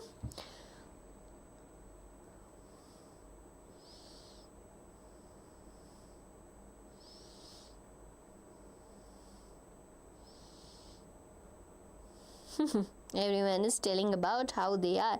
Board 10th is here. Janvi is telling A. Someone is telling B. Neetu saying hi, hello. Communalism is a situation when a particular community tries to promote its own interest at the cost of other communities. Wow, what a definition, directly from NCERT. Very good. Ma'am, these guys were only here to chat with other, not to study. Only those who want to study are left. No issues, no issues. We will study. We will not think about others. Everyone should be able to express their needs. So if I talk about that, what distinguishes religion and communalism? Believing that one religion is superior to other religion. B is the correct option here. Very good. Next question.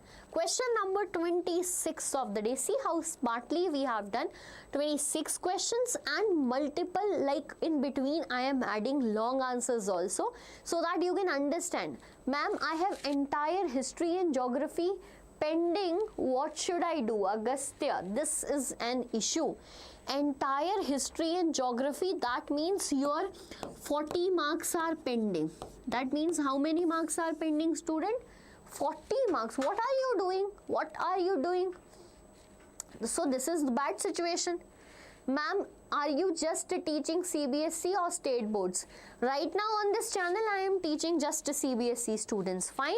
Okay, if I talk about this 40 marks, your 40 marks are from history, right, and from geography. First, Agastya, geography. Do one thing, okay? Do one thing. Today itself do map work. That is going to save your 5 marks. Because map work comes from here. So today itself do map work, save your 5 marks first of all. Do this activity by today. Other than that, if I say in history, go with 2 chapters, Europe, India. Watch the one shot I uploaded, watch the rapid revision and practice the questions. First, go with NCERT question. The biggest mistake students do is we go to different sources and leave the NCERT questions. Do NCERT questions first and then go with geography. You have to, there is nothing. Ma'am, I was hospitalized, thus could not study for 5 months. Oh, that was the issue. I get it. My history section is weak. How can I fix it? Richie Goyal. History can only be fixed when you make short notes, when you write, study it like a story.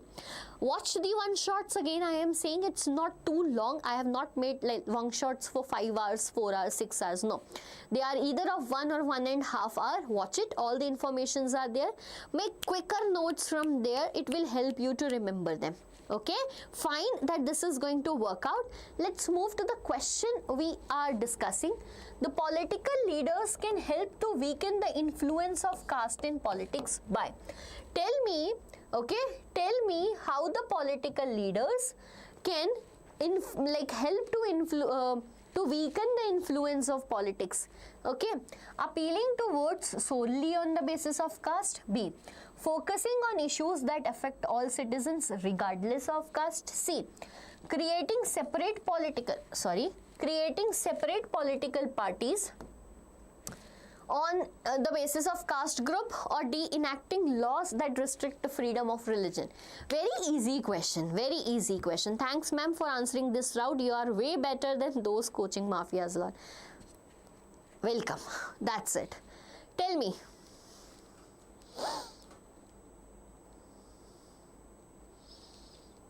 Easy question. Answer it fast, quickly. Thank you, Richie, for such a sweet message to me. Thanks, that made my day, actually. The influence of caste in politics can be weakened by political leaders. Yes, if they put this shift, rather than mobilizing the people, rather than focusing on one people, one vote, to working on the issues without, regardless of caste system.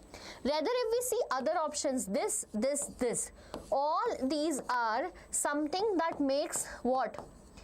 That creates Caste in politics. Okay, that creates the situation of caste in politics, and this is how I remembered. One important discussion we need to do today is what is caste in politics and what is politics in caste. Okay, vote who all of you want this discussion. We will do it right away. Okay, up till then we are solving the 27th question of the day, and the question is, which of the following best explains the reason for lower representation of women in parliament across the world?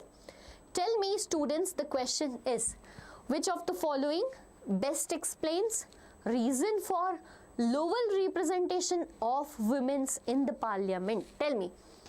Option A, women's role in politics have always been minimal due to division of labor.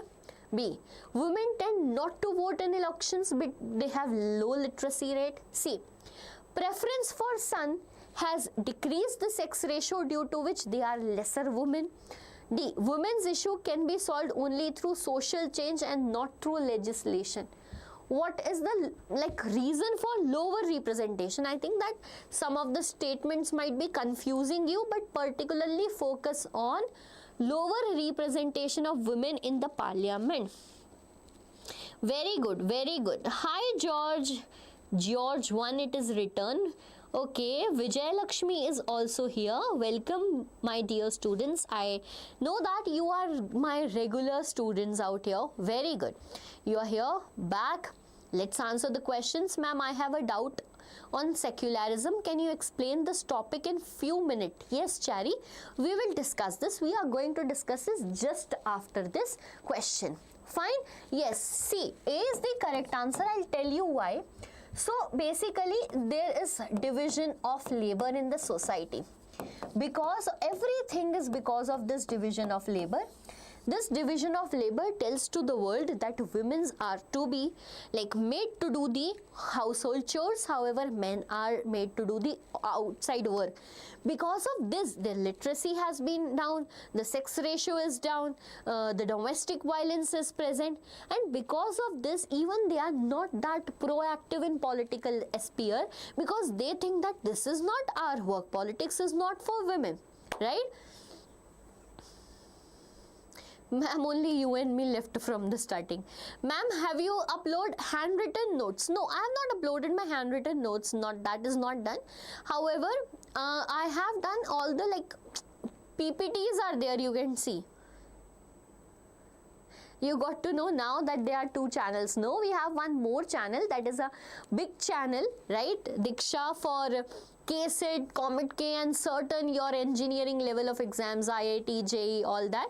So we have that big mother channel, right? Okay, you guys can watch that too. That will help you after class 10th.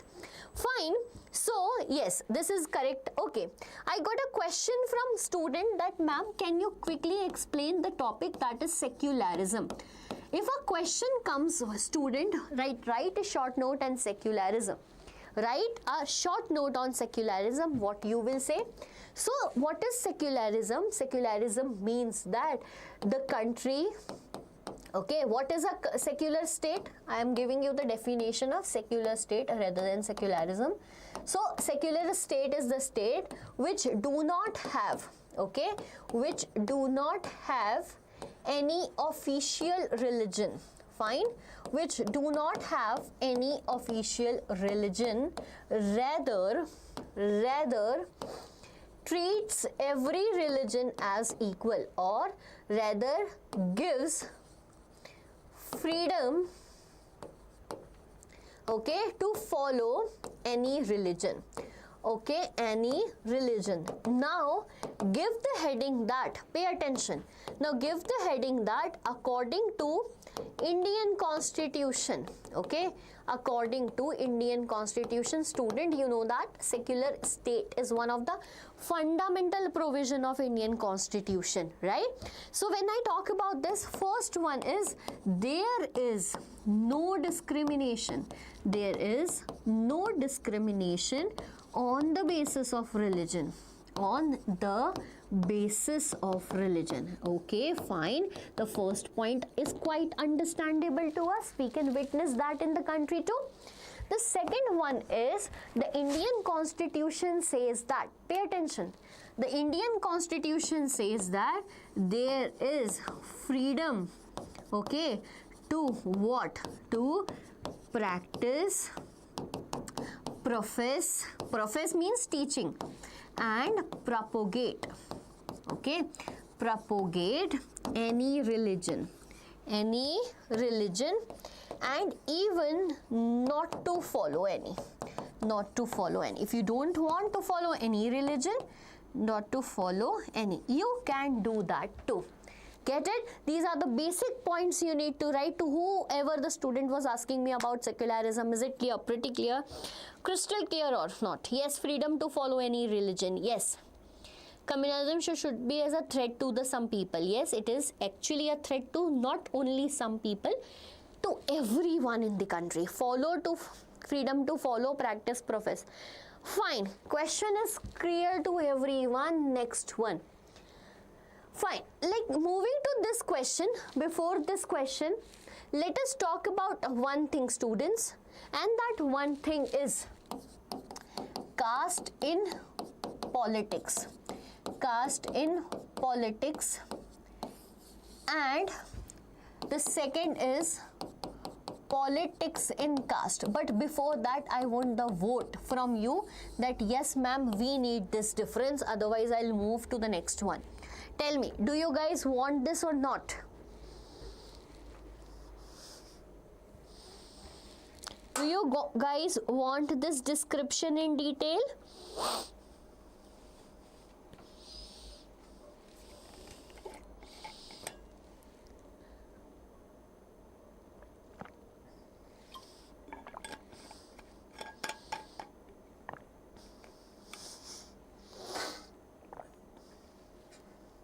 Yes ma'am, fine.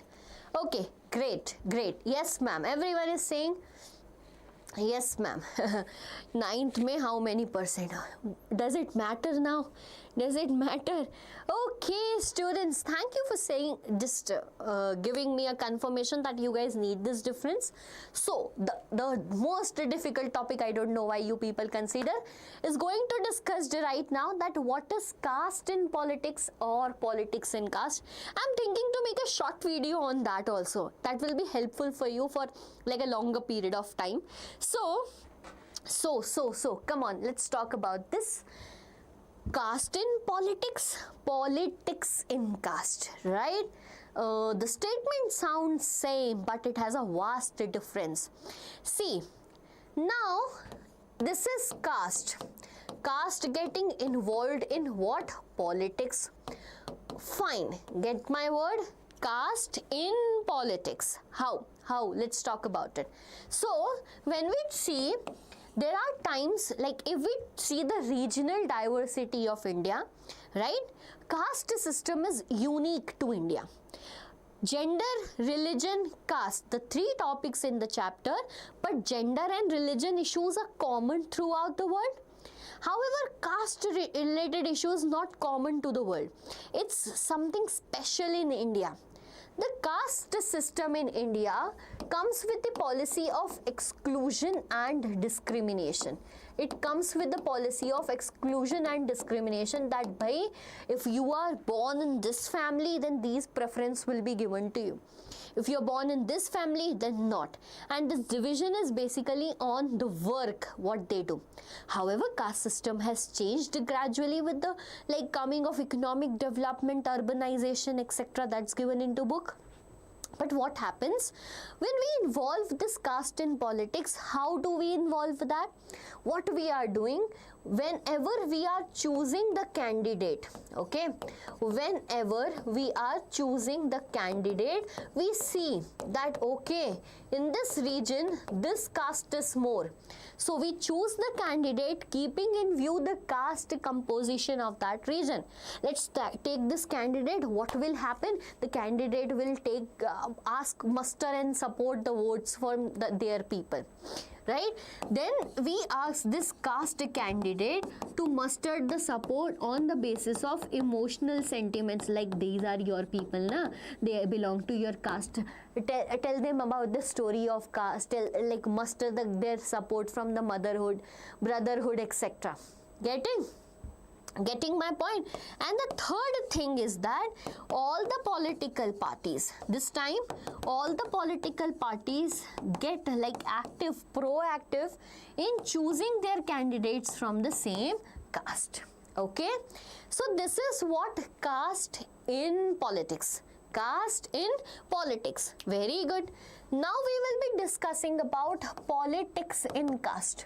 Okay, now we are going to discuss about what? Politics in caste. So my dear students, pay attention. My dear students, everyone. Now what happened? This politics enters in the caste system we already have. What happens sometimes? The small caste, okay, this small caste or the neighboring caste, okay, are brought together by a single caste to show their dominance in the politics,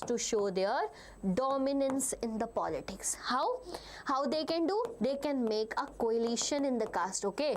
Let's come together for the politic benefits. We will be shown as a dominant one in the society. Let's come together. Let's make a coalition, give and take relationship, right? Then the third one here is, pay attention, right? Then the third one here is it can come sometimes divides the caste. See what is happening? Politics is going on where in the caste. It can sometimes divide the caste, like there used to be forward caste and backward caste. Okay, like there used to be what? Forward caste and backward caste. Clear? Ma'am, need break, 2 hours over. Are you guys like feeling tired? Is it? I am not feeling. Are you guys feeling it? Tell me.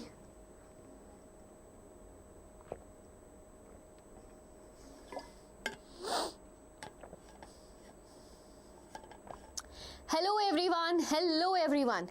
Give me a big thumbs up that yes ma'am, caste in politics and caste, crystal clear, CC. I'll consider it as CC now. You need not to type a lot.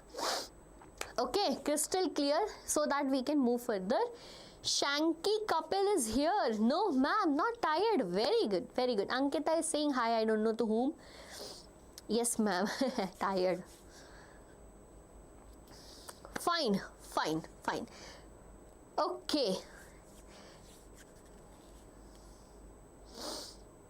Okay, like thumbs up and this. Very good. Fine. This is clear to the students. Now we have one more question. This is also a long question. We will discuss this. Easy question. I'll discuss this fast because we have done it so many times. Different ways through which women face discrimination and oppression in India. So the students, pay attention. There are 5 ways in which women have been facing discrimination, disadvantage and oppression throughout India. Easiest question from the chapter, gender, religion and caste. First important question from the chapter, gender, religion and caste. 5 ways. First way, what you will write? The difference in their literacy rate. Okay, the difference in their literacy rate. You guys tell me everything in detail. I am waiting for your responses today because we have done it like so many times, multiple times. Then we have second thing, that is sex ratio. Fine. Third one is that is unequal payment or unequal pay. Fourth one, that is domestic violence. Fine. Okay. And the fifth one is low political representation. Tell me students that do you know what you will write in these points or not? Fine. Tell me, will you able to write it in detail?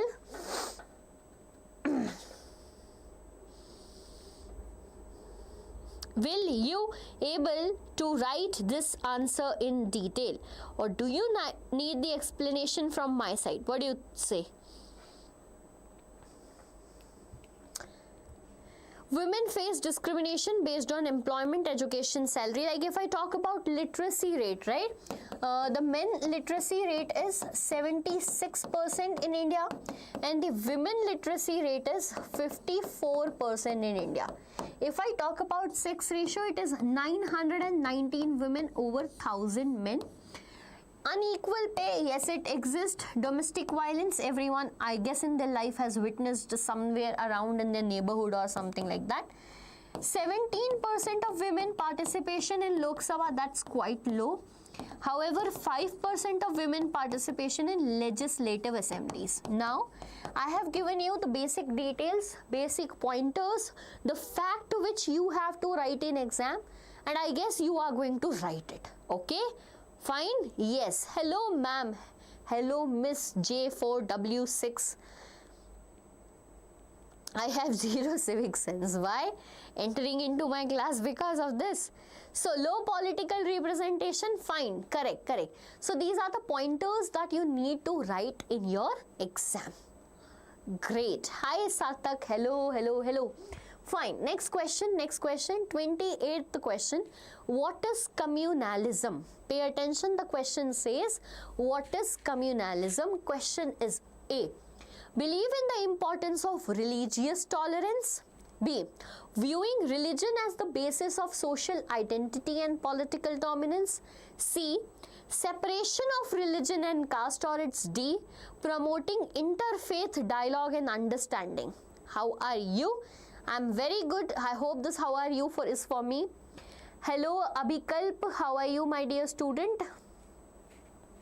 Fine, fine. Okay, so the question is right in front of your screen.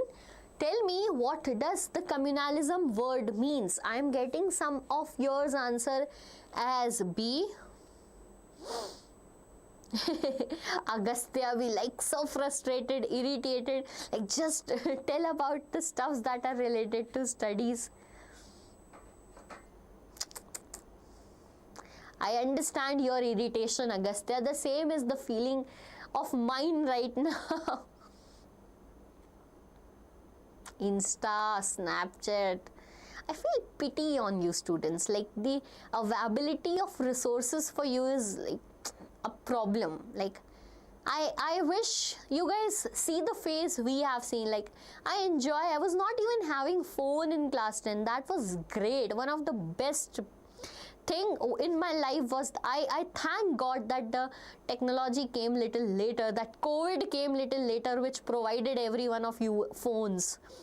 Ma'am, can you explain nationalism in India? Vikalp, right now in this class I am not able to explain nationalism in India. It is a chapter and I need 40 to 50 minutes to explain the chapter. But if you mean any particular topic, I'll explain that. For that you can go watch my one-shot video, and rapid revision is very good. I made that with very beautiful PPT. Okay, watch that rapid revision for sure. Everyone have to do it right now. Why are they talking about this here, ma'am? I don't know, Meenakshi. They have a habit of doing that, right? Fine. So the question was in front of you, but no one answered. Someone answered in the starting. That's B. What is communalism? Believing in the importance of religious tolerance? Not at all. Viewing religion as the basis of social diversity and political dominance? Yes. The basic principle of communalism is that religion is the basis. Okay, religion is basis, something that. Ma'am, done. Okay, Kapil, thank you. Ma'am, last doubt, I need to cover maths along with SST, so what should I do? Agastya, what you can do it na? You follow this pattern of 3:3:3. I always say this, there should be a pattern that is 3:3:3. That means complete 9 hours of your study. Okay, this is beneficial for everyone although. So here I am talking about 3:3:3, which says that 3 hours for maths. Okay, 3 hours for science, in which you can study the subject of your choices. If you want physics, chemistry, bio separately, do it, or if you want to study all together, give 1 hour to each, and the rest 3 hours for SST plus language subject, right? So 3:3:3, that means 9 hours of study right before the exam is quite important for us. Okay, Try to make video upon nationalism India because it has more weightage. Abhikalp, it's already uploaded. Already. It's not try. I have done that for you, right? Already. So in this question, B is the correct answer. Question number 29. Question number 29. Okay. Which of the following is one of the ways to combat communal prejudices in everyday life? Now, that's important. That is the major problem that India is having right now. Communal prejudices, stereotypes, unaware about anything, people are making their prejudices, right? Encouraging children to have friends within their own communities. B, ensuring that all people in your apartment building have similar religious belief. C, voting for a candidate in election on the basis of capability irrespective of religion, right? Or D, making sure that festivals of each community are celebrated by people belonging to that community. Give me the correct answer. I am getting answer of Kapil. Okay, C, it's cap. Thank you. What Aman is saying? Nothing. Aman is laughing at what? Meenakshi, option C, ma'am. Okay, language policy, center state relation. Done, done. Gunika, that topic is done in today's live. But if you want, I can repeat it again. Right? Fine. C option you guys are telling me. Fine. Combating communal prejudices require a shift from passive tolerance to active daily anti-prejudice actions. That's great answer. Very good, Agastya. Good. Yes, C. Okay. To all the students who are telling me the answer C, I'm not taking your name. Actually, not all of yours name. But you guys are doing good today. C. Voting for a candidate in election. Like, okay. What happened now? What we have done, we have mixed communalism, which politics so much, which was never like to be mixed.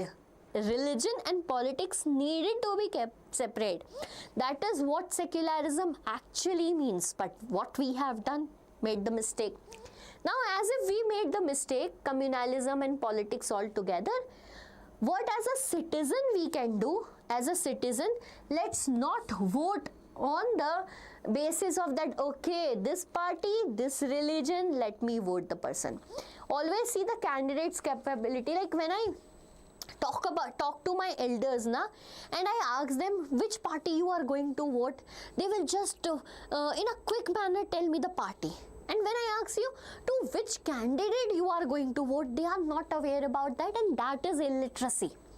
Right, I'm talking about some elder peoples, dadi, nanis and all that. It's about like grandparents. Sometimes some are proactive in politics, but some people are not even aware to whom they are going to give vote. That is the important thing. They are just guessing, okay, this party supports this community, I belong to this community, I'll vote. We should stop this. Yes. Fine. Okay. Thank you, Abhikalp. Okay, clear? Crystal clear this question? Next question. Okay, question is, which of the following is an example of communal politics? So many questions from this topic, but this is how we will like ace in this topic. Which of the following is an example of communal politics? Option A, candidate not disclosing the religion they follow. B, candidate bribing voters for all religions with money for their votes. C, candidates bringing a religious leader to campaign in their support. D, candidates visiting religious sites for all religion during campaigning. What do you think? Easy one. Quick at answering. Please stop all these stuff and focus only on practical thing. Class 10 students saying these statements like I'm damn worried about your future.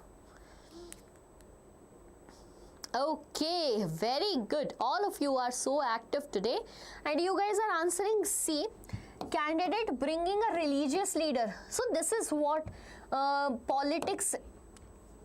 caste in politics actually means, right? So the caste in politics actually means that candidate are chosen particularly from a religious background so that we can muster the support of those candidates belonging to those religion, right? And in the campaign also taking the support of those candidates so that they can create a larger impact and get votes.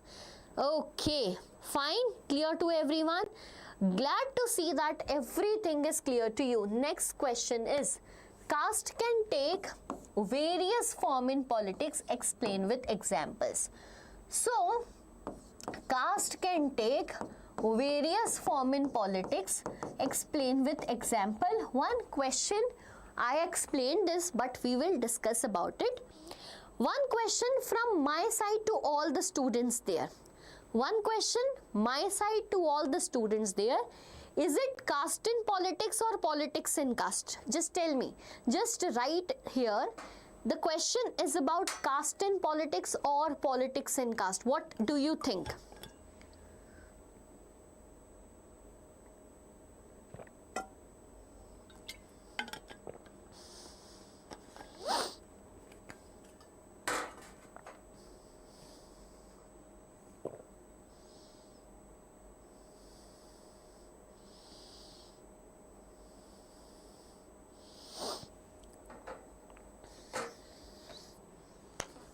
Caste in politics. Okay, Prakash Yadav, like it's Sona. Okay, Meenakshi is telling. Abhikalp, here right now I am teaching the subject SST. Okay, so basically I teach you SST.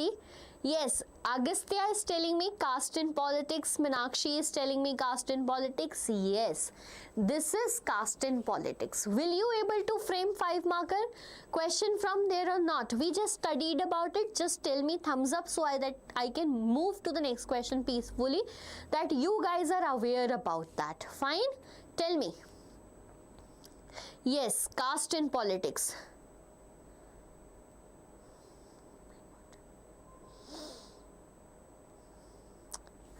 Great, great. So everyone is aware about this question. Next question.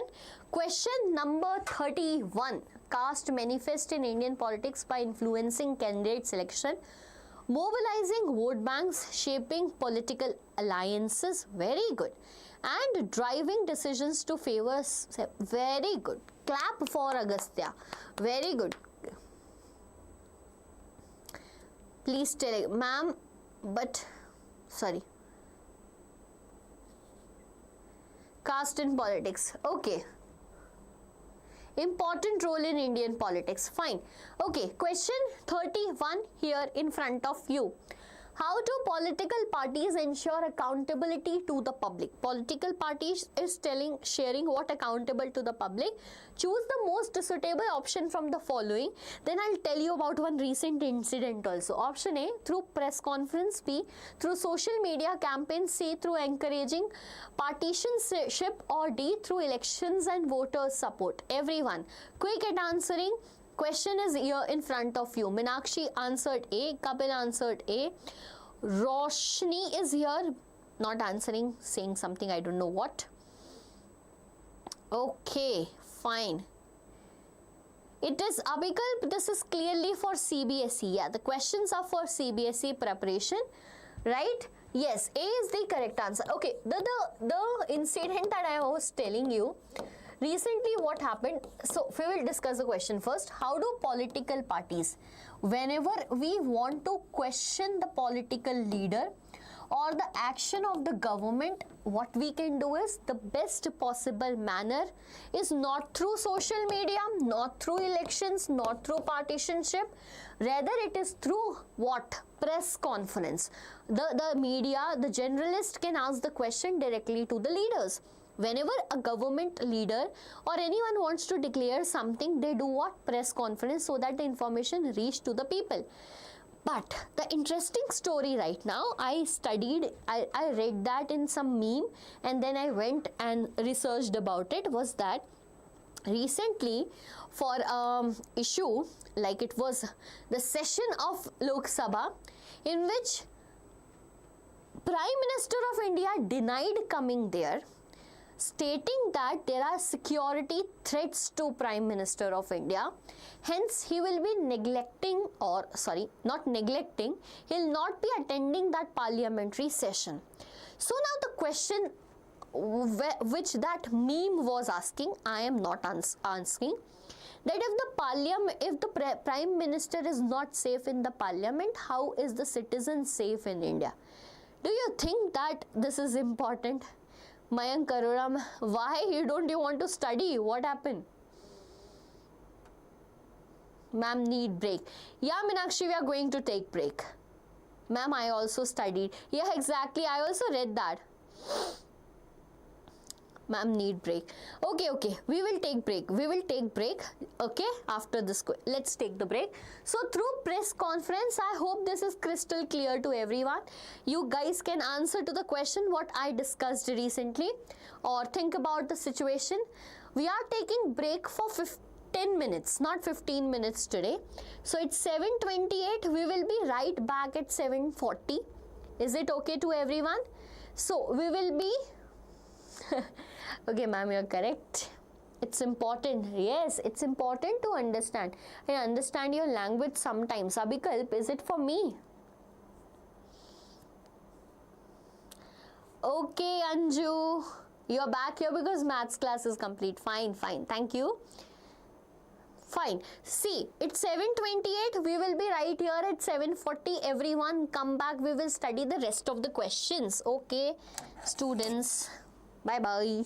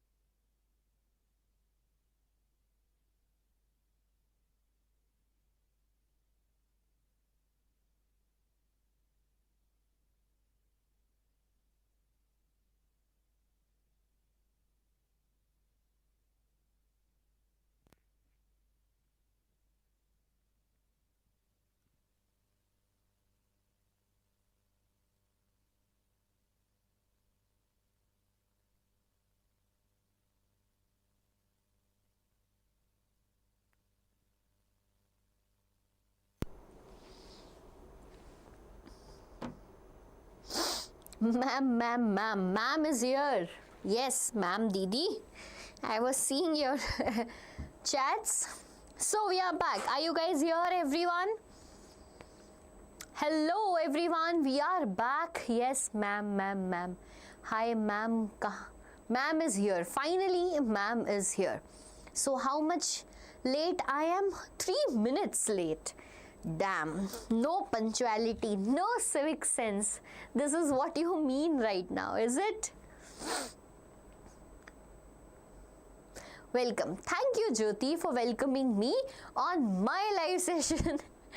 Rather, I should welcome you all again back. Hello, everyone. Okay, Anju, Meenakshi, Ankita, Soni, everyone who were waiting for me, we are back here. Hope you guys also had your water, some snacks.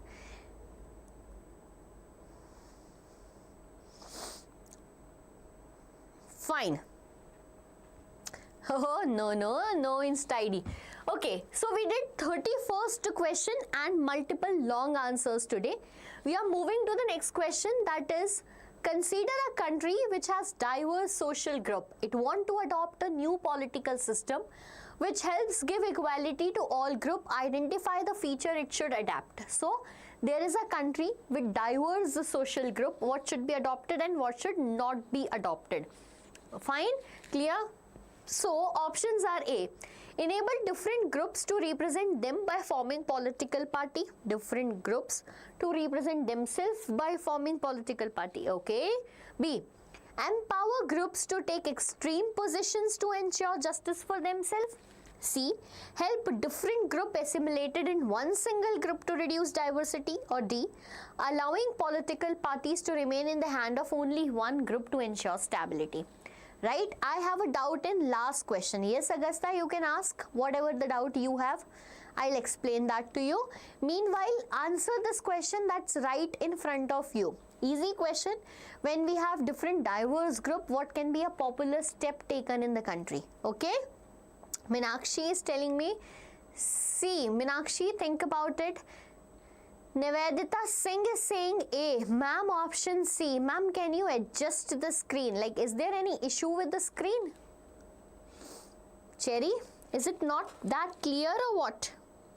It's clear, students.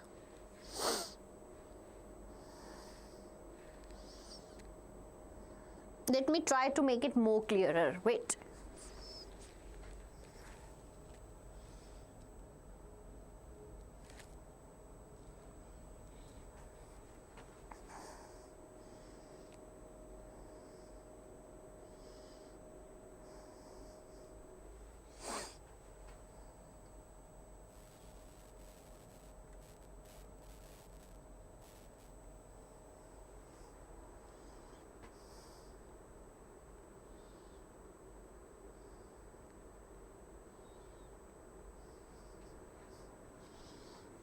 Okay, so the question asks you that C, fine, you guys are answering C, someone who answered A, George answered A, fine.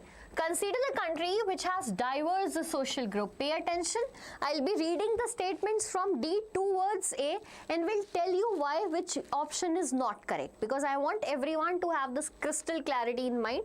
Allowing political party to remain in the hands of only one group. See, if it will be into the one group, then every diverse social group will have no, what we can say, equality, or rather they would have no say in the politics. Fine. Help different groups get assimilated into one single group. No, this is not what diverse nation is all about, that we need not to get assimilated forcefully into one group. We should be the group we are, right? So C is not the correct one. Empower group to take extreme positions. No extreme position, no group can take. Fine. Now coming, enable different groups to represent themselves by forming political parties. So when different group have the say to form their own political parties, that is more important. That means all the social groups can be active. This is the reason there was rise of so many regional parties in India. We know that there are so many small parties representing different communities in the country. That is what active power sharing means. That is what it means here. Get it, everyone? Clear? To all the students, please go out of my live chat. If you are not interested in study, you can find any other live chat that's free for your chatting, which is nonsense. Please, okay? Here I am to teach, not to get disturbed by these people. Why can't it be option D, Agastya? Because we cannot leave the power in one hands, okay? A, yes. Fine, okay, great. Next one, question number 33. Question number 33. The next question is here in front of you. Why is the presence of multiple political parties necessary in a democracy? Pay attention. Why is presence of multiple political parties necessary in a democracy? Option A, it allows for healthy competition and diverse representation of opinions. Is it right? B, it simplifies decision-making process for the government. C, it minimizes the risk of conflicts and division within the society. Or it's D, none of these. What can be the correct answer? I was talking about 31st question. Okay, let's end this, then move to that.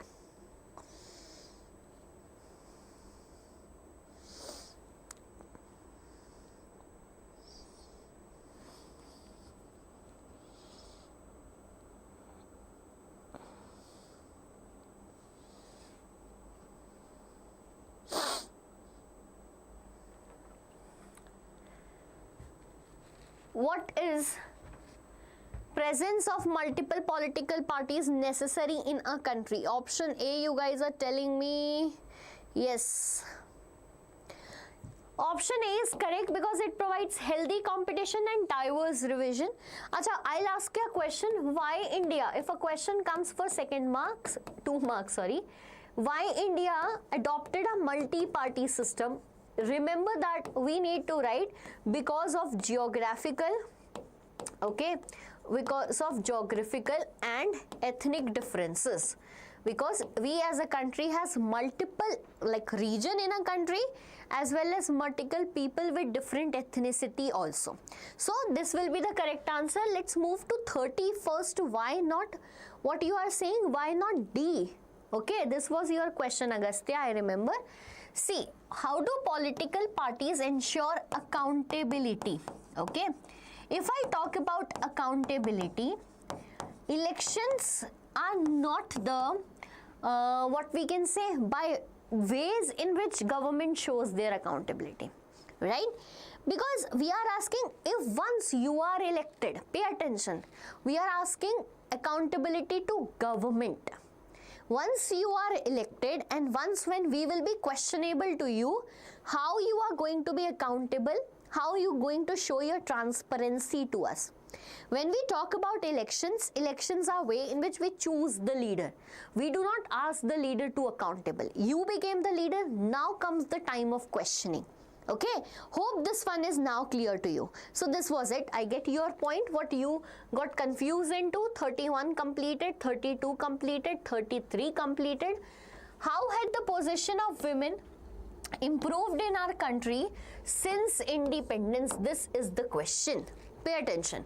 How has the position in our country improved for the women? What do you think?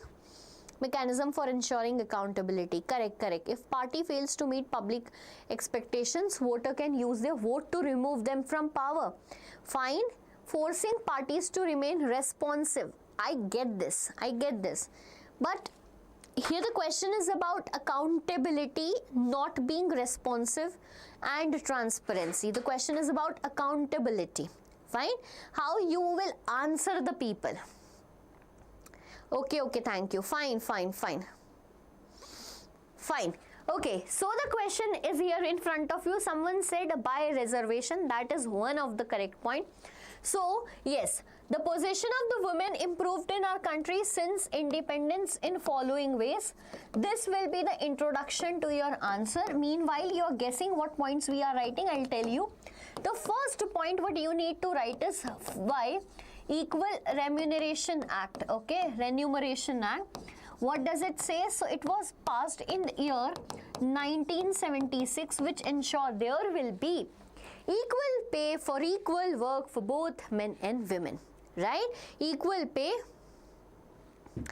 for equal work for both men and women. Get it? Second one that we can write, providing 1/3 reservation to women's, okay, providing 1/3 reservation to women where in local self-governing bodies, okay, local self-governing bodies.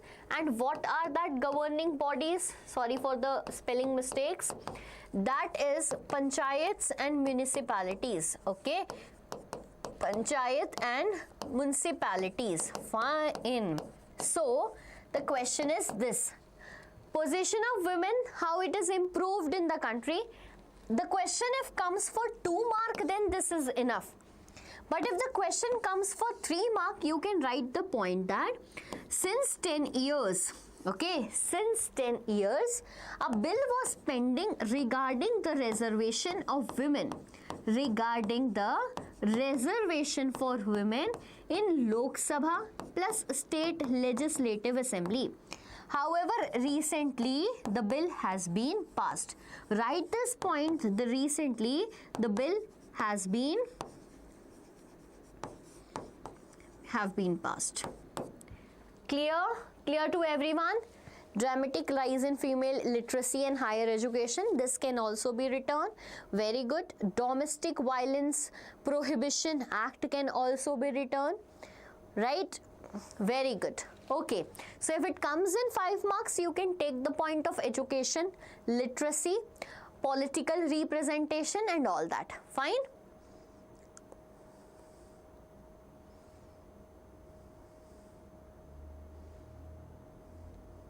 Ma'am, please help me. I'm not able to study on a serious note. I'm deeply exhausted. Why? Your name itself is so exhausted. YouTube videos. Okay. Tell me, what is the issue you are facing? We'll sort that out. No need to get exhausted. This is easiest exam of your life. Students, easiest. Why are you people so exhausted? Why are you people so worried? I am not able to understand. You just need to follow one policy, 3:3:3. 3 hours for maths, 3 hours for science, 3 hours for SST and English. And now you might be thinking, ma'am, 9 hours of study. You are in the month of exam. Study right now for 1 month or regret later for years. Choose wisely whatever you want. You have to choose it. Okay, so it's your choice what you want to choose. Right now is very, very important and like crucial for our life. Whenever you will see your result of class 10th in future, I am pretty sure you are going to hype it that see, I got this marks, see, I got this marks. But this is only possible when you study. And the only solution, I'll not give you that gyan, knowledge and stuffs. I'll just tell you one thing, start studying. That is the only popular solution to all your problem. Right? Clear? Motivated or not? Boards. I know, ma'am, can you please block these people? Yes, Meenakshi, it's in the process, don't worry. So, clear? Fine. Motivated or not? Tell me.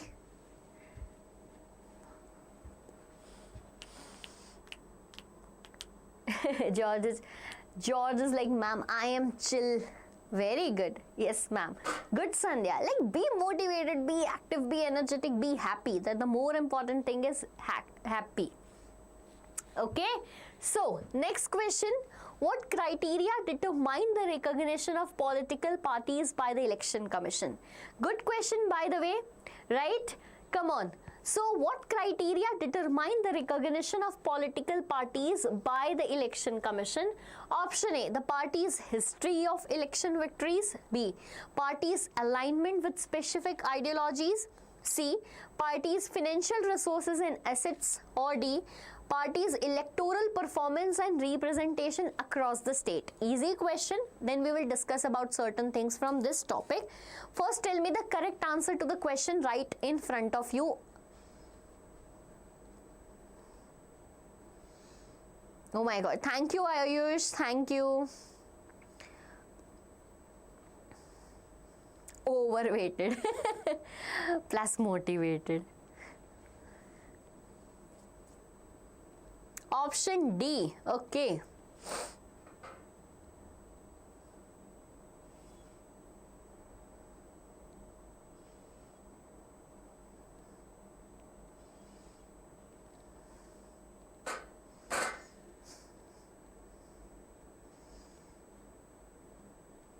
Option D. Yes, option D, the party's electoral performance and representation. So students, there are more than 500 political parties in our country. So there are more than 500 and many more political parties in country, and they do not exist like independently in a nation, unrecognized in a nation. Rather, we have one big constitutional body that is known as Election Commission. Okay, a big and popular body that is known as Election Commission that used to recognize a political party.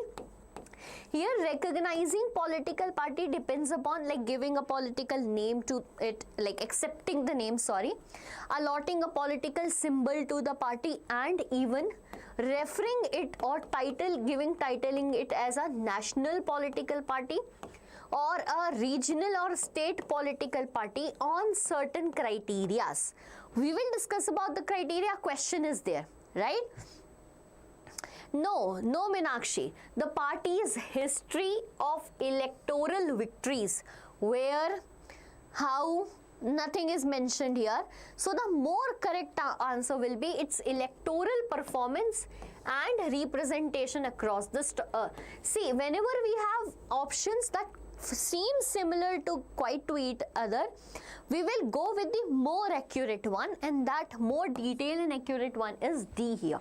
Okay, you follow this whenever you find some sort of similar ones in your exam. Okay, next question.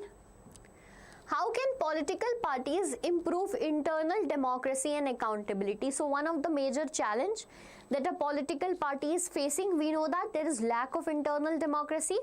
So how can they improve it?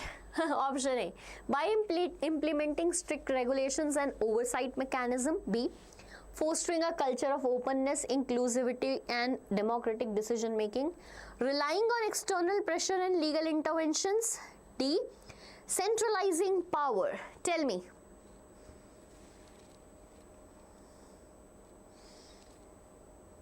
Correct answer to this question. Tell me.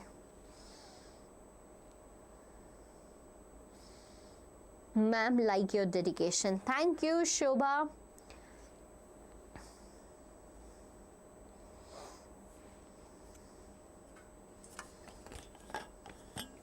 Option is, tell me the correct answer. Very easy one. I think B. Who is telling? Nivedita.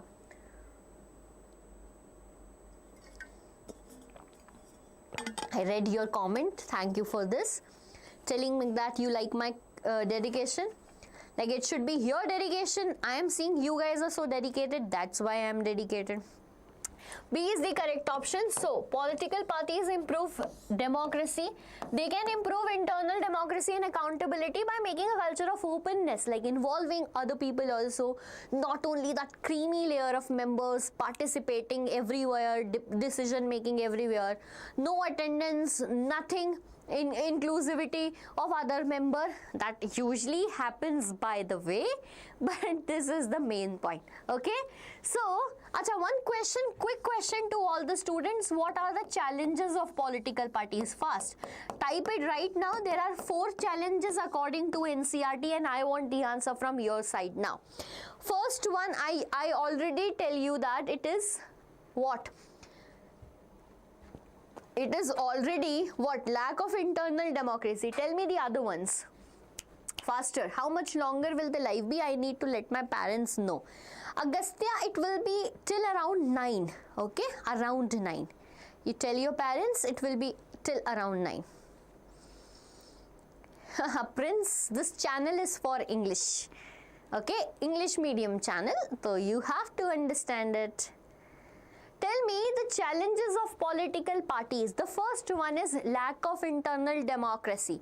The other one is, second one, okay, this is lack of internal democracy. We guys are aware about that. Second one, anyone who is aware about this? Otherwise, no other option. I have to tell you. Money power, masala power. It's not masala. It's money and muscle power. Great.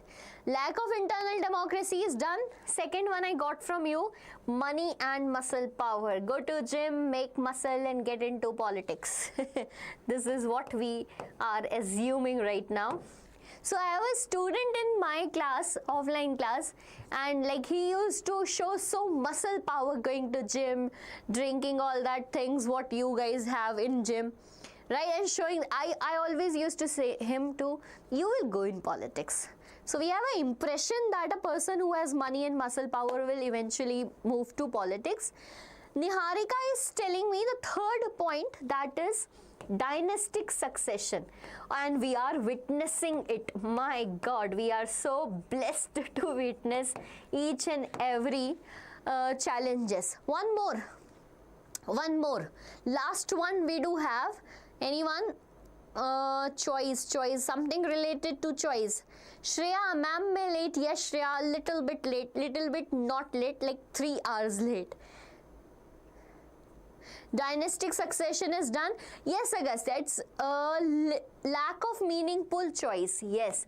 The fourth point here is lack of meaningful choice. So many multiple political parties are coming, right? Literally, we have multiple things in front of us and we are unable to figure out the choices. There is no difference in the political parties. Civil war leads to, exactly who said this word? Civil war in the party leads to so much diversions or divide in the parties that we don't have any differences left. Clear? Thumbs up. Okay. Thumbs up. Next, question number 36 of the day. There are two statements given below, statement 1 and statement 2. Read them and choose the correct option. Correct, not incorrect. 1. A one-party system is a good democratic option. Second, political parties in a democracy put forth different programs and policies for voters to choose from. Quite easy, like quite easy question. Option A, 1 and 2 are true, 1 and 2 are false. 1 is cause of 2, 1 is false and 2 is true. Tell me.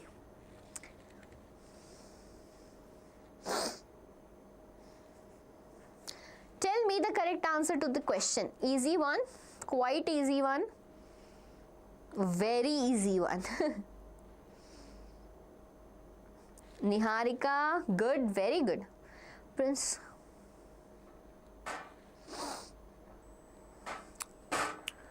Very good. Seeing all your options as D, I am pretty happy. 1 is false and 2 is true. If we talk about one party system, it itself is a non-democratic feature, right? Non-democratic feature, like in the first chapter, what is democracy and why democracy, in class 9, you studied about one party system, the case of China, and here at the last we said that this is not a principle of democracy. So first statement was totally false.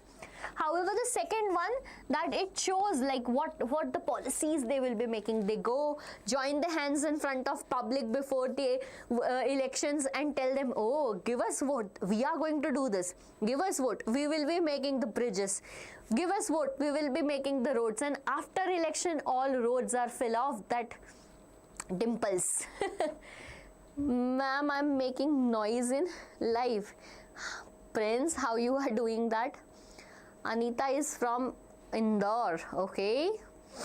Everyone is asking each other from where do you belong? Don't waste your time, guys. D for Doraemon. Okay, so the correct answer is D for Doraemon. Fine, next question. Why has India adopted, oh my god, we did this question. Why has India adopted for a multi-party system? So I'll tell you in detail, but before that we will study about party systems in India. Okay, so in India, sorry, party systems in world. Party systems where in the world? In the world, there are 3 political party systems. Pay attention, then we will give the answer to this question. Right? So when we have party systems, there is one party system. No, I forget no one. So we have one party system. We have the second one, that is 2 party system. You give me the examples meanwhile I'm teaching. And then we do have one more, that is multi-party system. 1 party system, 2 party system, multi-party system. Yes. Now, in 1 party system, there is the existence of only 1 political party for the quest of dominance. Okay, only 1 political party who needs to come in power. Political party. Okay, like if I tell you, the example will be Russia, okay, and the example will be China. Okay, 2 political party system, 2 party system, when 2 political parties, okay, when 2 political parties have a fair chance of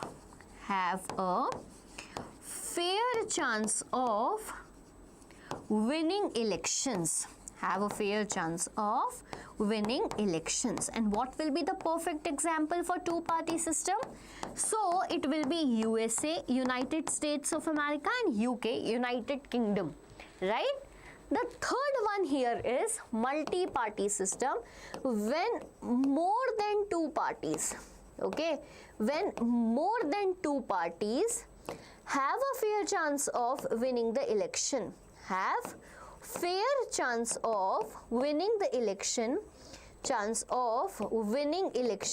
then this is known as multi-party system. The best example here is India. What is the best example, students? So India is the best example to this one.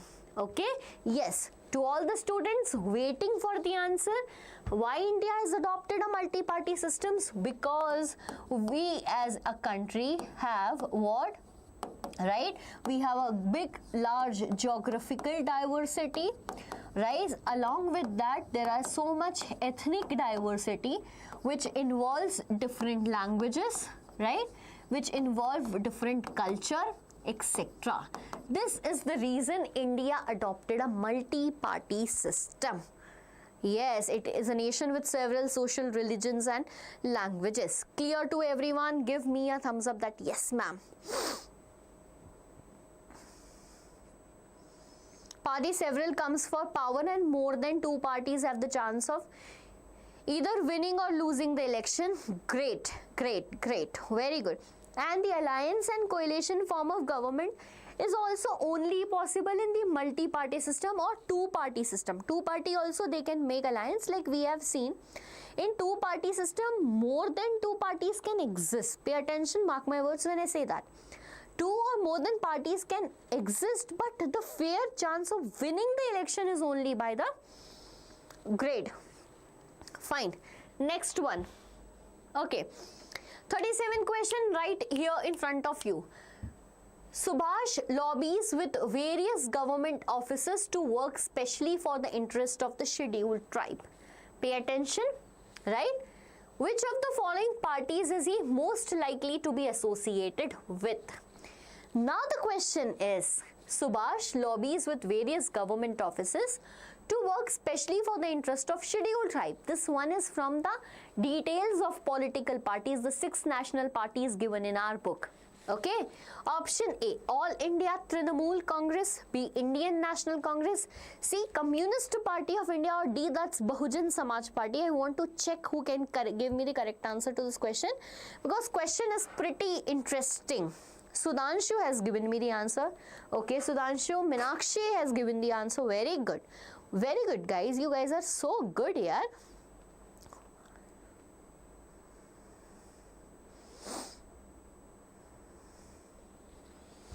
Option D you guys are telling, that means Bahujan Samaj Party.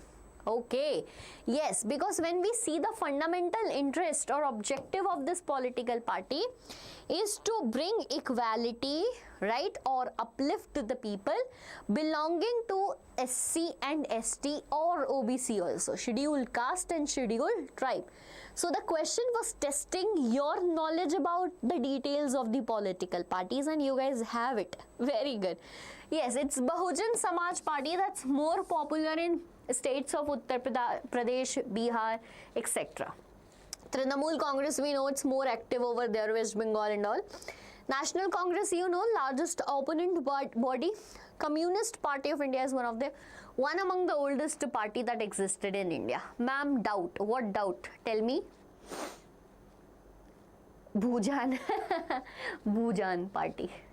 Bahujan Party. Why, ma'am? Why, Lalita? Because Bahujan Party is made with the objective of uplifting the people.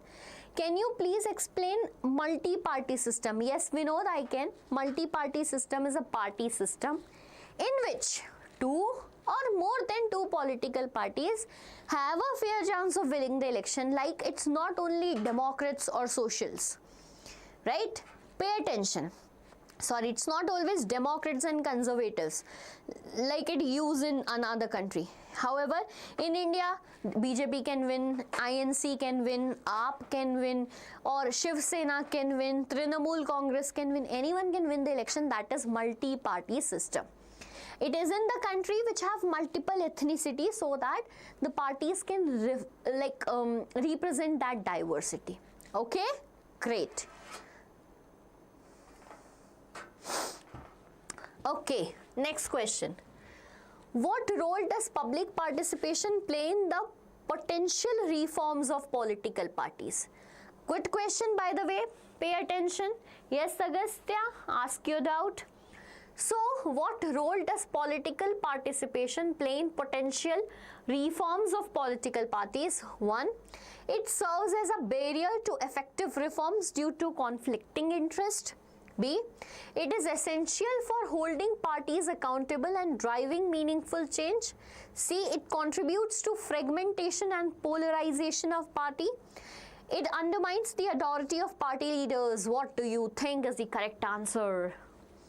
How does multi-party system strengthen democracy while also creating challenge for stable government in India?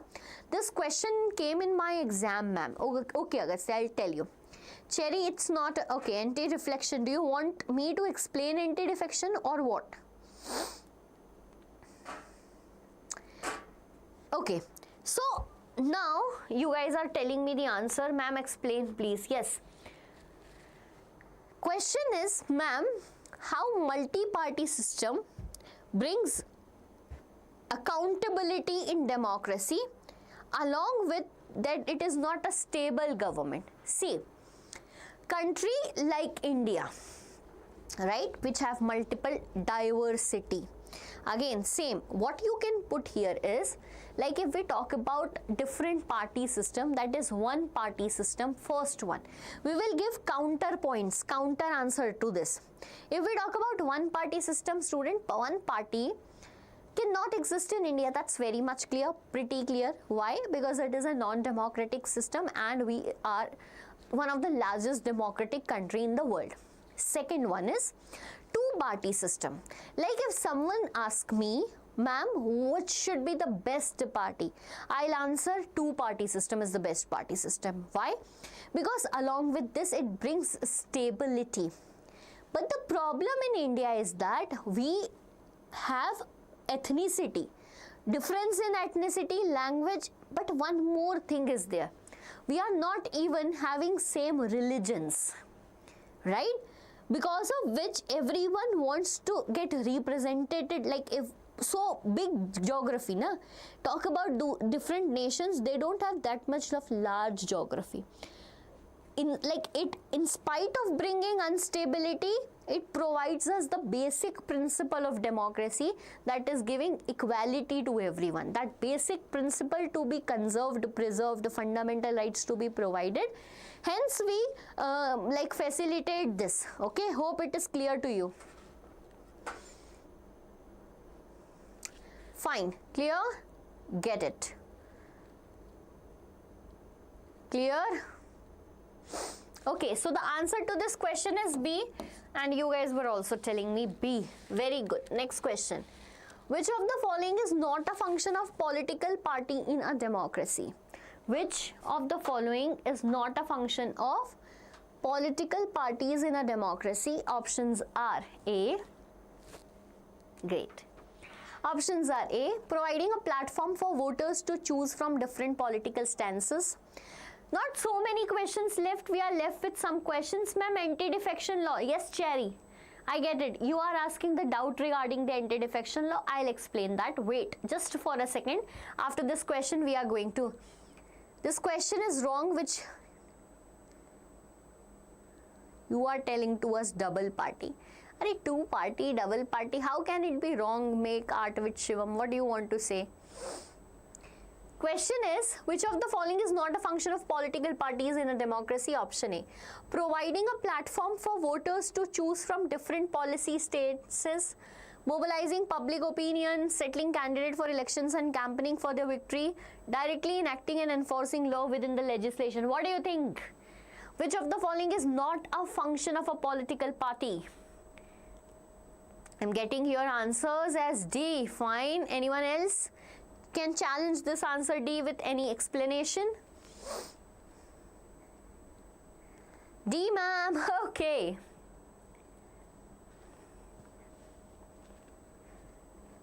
Sona, be like, whenever Insta comes into our mind, then career goes out of the, like, this is give and take. Insta get into your mind, career goes out of the mind. Correct. So D is the correct option. Okay. Directly, like they are not directly, later on when they win the election, there is one role of political party to make the laws. Okay. One question is coming again and again regarding anti-defection law. Okay. Anti-defection law. I'll talk about this in detail right now. So see what happens now. Defection, right? What does it mean? Cherry, listen carefully, okay? Like, I am a candidate of a political party, okay? I am a candidate of a political party. I came to you saying that I belong to this XYZ party. I have this policy. I have this program. Vote for me. I'll do this for you in the next some upcoming years, okay? You trusted on me. You trusted on me, gave me vote, I won the election, right? I won the election and everything is going good. Now what happens, but some another political party YZX came to me bribing me that, listen, we will give you some senior post, join our political party. I, being a corrupt person, after getting elected, pay attention, after getting elections, like I have a fundamental right to choose whatever I want in the nation, right? After getting elected, I choose another political party.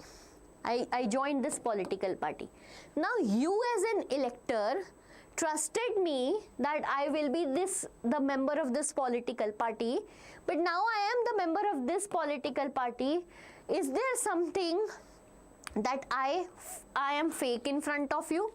There's something I broke your trust, right? This process is known as defection. This process is known as defection. Now what happens against this, and law is passed by the government, that is anti-defection law. Not by the government, I will say parliament. Anti-defection law is a prohibition basically for these defections going in the country. However, you will say, ma'am, then how the political members after getting elected changes their political party? If I talk about Madhya Pradesh government recently, not recently, some around 4, 5, 6 years back, what happened? So people voted, and it was the victory of Indian National Congress over there. But one member of the parliament, that is popularly, you guys know that, Jyotiraditya Scindia, he chose to change the party from Indian National Congress, historical change it was, towards BJP. Now what happened? This is defection? No, it is not defection, because this law has certain criteria or certain like provisions that if you are going with this percent of people, then it will not be called defection. But if you are moving alone with 2-3 members or something like that, then it will be defection. And do you know what happened as a result of the movement of Jyotiraditya Scindia from Indian National Congress to BJP? The party fell because majority was lost, and in between the party went into the hands of BJP. They were able or managed to secure majority in the state. Get it? Tell me, clear? Cherry, give me a thumbs up, it is clear to you. Very good, Sandhya already. She knew that I'll ask for thumbs up. Fine. Great. Great. Understood? Very good. Next question. How are political parties recognized as regional and national parties in India? Explain with examples. Quickly, let's do this. So what is the criteria for considering a political party as a national political party or a regional political party? The criteria is that, right? Learn it, my dear students. Okay. Okay? Now learn it along with me. National political party. What is the criteria? It's difficult. Learn it nicely.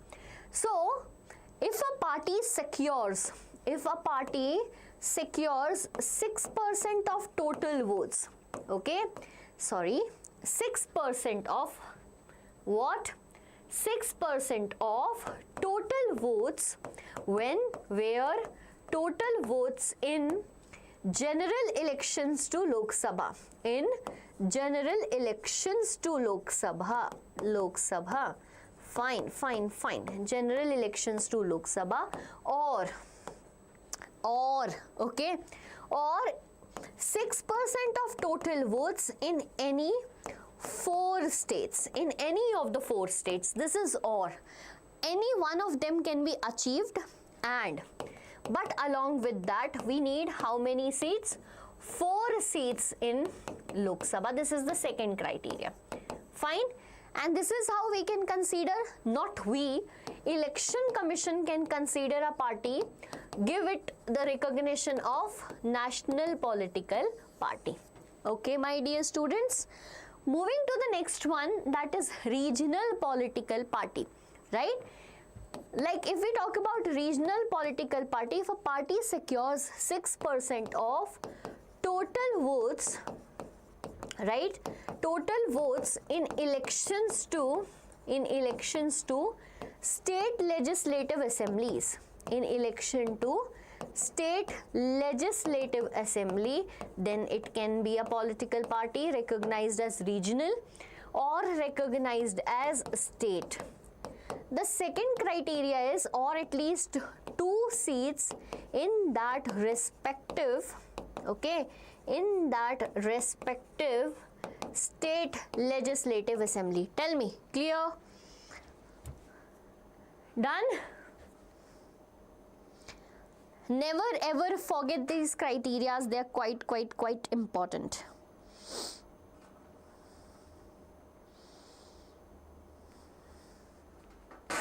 Yes, are recognized by a regional, election commission based on certain criteria. The criteria are these in front of your screen. If anyone don't know, remember it nicely. Next question. What distinguishes a multi-party system from other party system? Okay, easy question. Pull to 6% value vote. Okay, clear, ma'am. Thank you, Meenakshi. What distinguishes a multi-party system from other party system? It's limit competition only to 2-party system. B, it allows for the formation of coalition among several parties. C, it promotes a centralized government structure. Or D, it excludes minor parties. Tell me fast because this is easiest one. Hi, hello Beauty Datta, how are you? Hello ma'am. Jerry, hello, how are you? Yes, Beauty Datta. Tell me, any doubt? Hi, Manak Mitra. Manak Mitra, what is this? Hi, hello everyone. Tell me the answer to the question right in front of you. What distinguishes a multi-party system? Ma'am, your teaching is nice. Thank you, Cherry. Thank you for this compliment. Hello, I am new, ma'am. Wow, kids. But you seem to be one of the old student. I don't think that you are new. I am Meghraj. Hi, Meghraj. How are you? How's your preparation going on? 5 man, I am also good. See how good I am?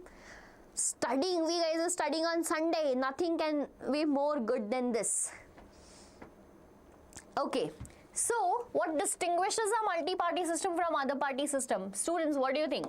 Yes, because it can form coalition party, which is not possible in where? In one party or two party. Okay? How long will the class go? Just 10 more questions. We have total 50 MCQs and some long answers in between. But I guess 2 to 3 long answers in between and 10 more questions. Not more than 9:15. 9:15, before 9:15 we will end the class. Question number 41. Which of the following is not true about a democratic system? Not true about a democratic system. Right? Now, A, democratic government is a legitimate government. B, a responsive government. C, it is people's own government. D, it does not allow room to correct mistake. My God, so easy. Easiest. Tell me the correct answer. It is easiest.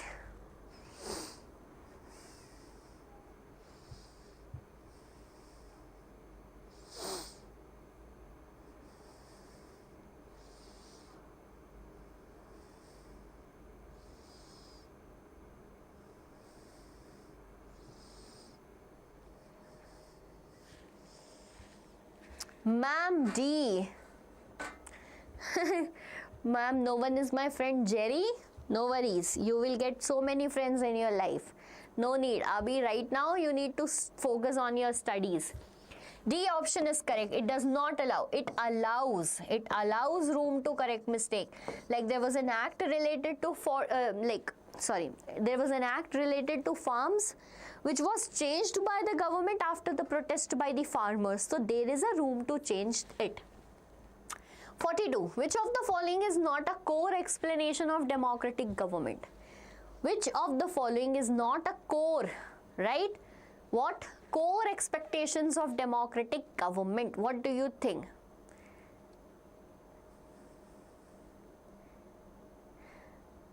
Anmol Yadav. Yes, I heard your name. Everyone heard it. Vada pav. Okay.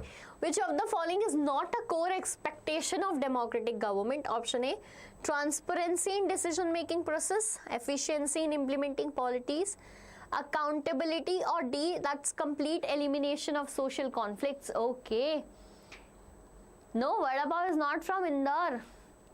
No, guys, because I was living in Indore for so many years. It's not. D, complete elimination of social conflict. See, I'll tell you this. This one is from the chapter Outcomes of Democracy. Right? This one is from the chapter what? Outcomes of Democracy. Outcomes of Democracy chapter clearly says that. Right? Clearly tells us the loophole in the democratic system. I think that from class 6 we are studying what is democracy, positive sides of democracy, why we need democracy, but this year finally they said that learn. This is something that democracy cannot provide you. Right? And what democracy cannot provide? Like democracy has a basic structure to provide social and political equality, but do you think that everyone in the society is equal? Cannot be completely eliminated, my dear students. Caste system is imbibed in Indian culture so deeply, whichever that form of government comes cannot never be eliminated. So the social structure, social conflict cannot be eliminated by democracy. D is the correct one. Transparency can be provided, efficiency, accountability. Like this is the basic principles of democracy: to be accountable, to be responsive, as well as to be legitimate, okay, or transparent too. These are the basic things in a democracy. Next. Oh my god, next is a long answer. Define political parties and 4 challenges faced by a political party. We discussed this already, but if you want detailed discussion, tell me, otherwise I'll move to next one. I'll tell you how to write this answer. You write the intro, that is definition of political parties. When, what is political party? When, like, group of people. The group of people, what is a political party? It is the group of people who came together, okay, with the objective to contest election and form the government, This is known as what? A political party. Now what are the 4 challenges of political party? We did this, right? So the 4 challenges include: first, lack of internal democracy, fine, lack of internal democracy. Second one is dynastic succession. We did it already, although I'm just repeating it for the students who are new here. Dynastic succession. Third is about money and muscle power, by whoever have money and muscle gets the tickets easily. And last one, that is no meaningful choice to others. Right? Crystal clear? Tell me. Hi ma'am. Hi Kalyani, how are you? Get it? Okay, acha, one question. What are the major components of a political party? Tell me. What are the major components of a political party? There are 3 components of a political party. Who is going to tell me? Let me check. Who knows this?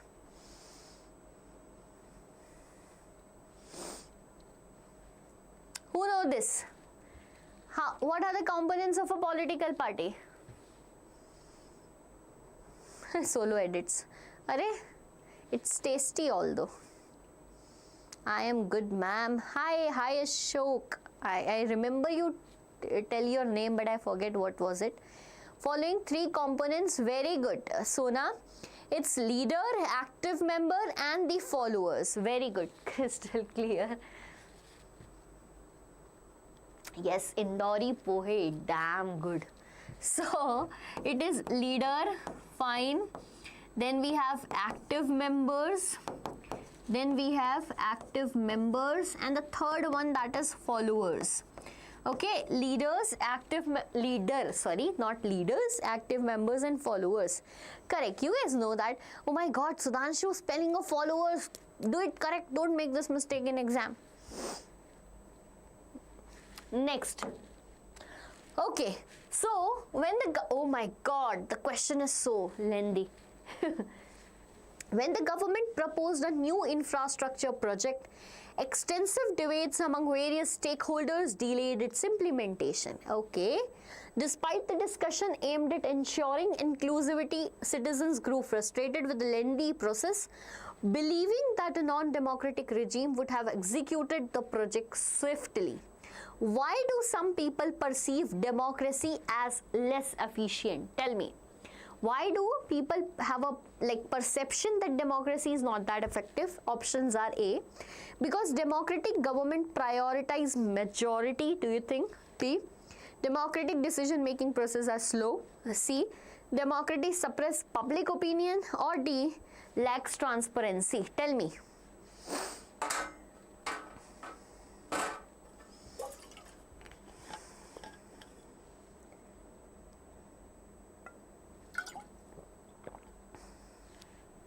Okay, you got this question in pre-word. Great.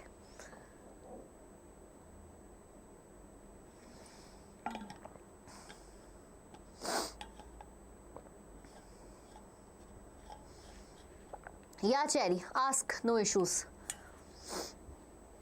Hi, Yadav ji. Yes, because the decision making is slow, because it involves so many debates, right? It includes so many discussions, negotiations between the people who represent the people, right? Because of this, the process become slow. Next. Democracy stands much superior to other form of government in promoting dignity and freedom of individual. Support the statement with argument. So the question says that this is the last topic, right? Last topic from the chapter outcomes of democracy. Easy one. It's theoretical and everything is easy. You just need to read that chapter. Democracy is superior. Right? Do you know that when we access democracy, right? When we check whether the democracy is good or not, we analyze one and the important thing that it basically promotes what?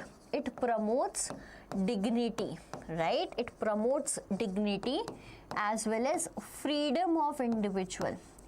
Dignity as well as freedom of individual. How we can tell this example? We can talk about the fundamental rights, right? We can talk about that the dignity and the freedom is provided by different fundamental rights, which treats everyone as equal in the country, right? But when we talk about this, you can give the example how the communities of SC and ST has been treated in India. How they have been provided equality, how they brought to the surface level equal to the status of other people too. The next one is about women of India, right? This is how you can write this answer. Okay, the question is, how did representation of history become, how did representation become a means of creating a sense of nationalism by the end of 19th century? Okay, Cherry, I get it. Decision, okay. So question is, Cherry, how is reinterpretation of history, right? Reinterpretation, okay. Reinterpretation of history. All the students who are unable to understand what we are studying right now, basically we are doing complete civics, but I have one doubt from one of the student right here in the class that ma'am, how is reinterpretation of history plays a vital role or something like that, that it has played a role in creating feeling of nationalism. See, there are so many things over there, folklore, folk story, images, etc. One point is reinterpretation of history. Pay attention, I'll tell you the story. So what happened now? Like if we talk about history writing, Indian people had nothing like that. We didn't write history. We had no historians prior to the coming of Britishers in India. Now when Britishers came in India, one important thing in their mind is to, if we want to rule the land, we should know about the land. They started studying about India, make archaeological survey of India and so many stuffs like that. So when they studied about India, what they did, they studied Sanskrit language, many more language, Tamilian text and all that, translated them into English. Now the historians who were British in nature, like Oriental people, the people who wanted just to promote that Britishers are superior than you, they made history in such a way proving that we are ought to be ruled by others. We are, as Indians, are inferior. So changing the perspective of that historians and the teachings of that historians to Indians, now came Indian historians who tell that this is far from true. We have a great civilization, we have a great history. And now let us highlight, like if we talk about NCERT, what is given? There is no highlighting of Indian things. Like up till for a longer period of time, the history books only tells about Mughals, about Britishers and their glorification. Right? So reinterpretation, interpret the history again in the view of Indians to show Indians that why we are great and we need to fight against the Britishers. Get it? Clear? Give me a thumbs up if this one is clear, because this was specially for you and I'm not here teaching history.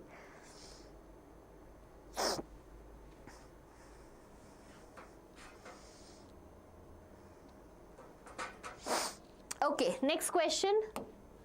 44th question. Come on. Fine. Which group of countries experienced the highest economic growth rate between 1950 to 2000? Which group of countries, okay, experienced this? Great, great. Option A, all democracies regardless of income level. Poor countries led by dictatorship. Poor countries governed by democracy, or dictatorship. Tell me.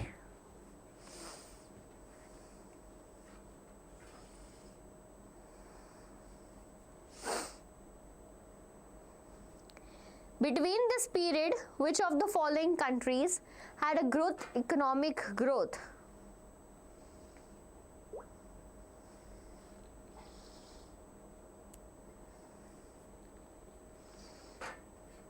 Ever Alone is saying, Ever Alone, you started studying, chatting done? Or someone left the chat? What is the main reason of studying? Tell me, the main reason. Beauty Datta is telling B. Are you sure it's B? Which group of countries experienced the highest economic growth rate between 1950s to 2000? Anyone here with solo edits? Good. Subhanshu, okay. Fine.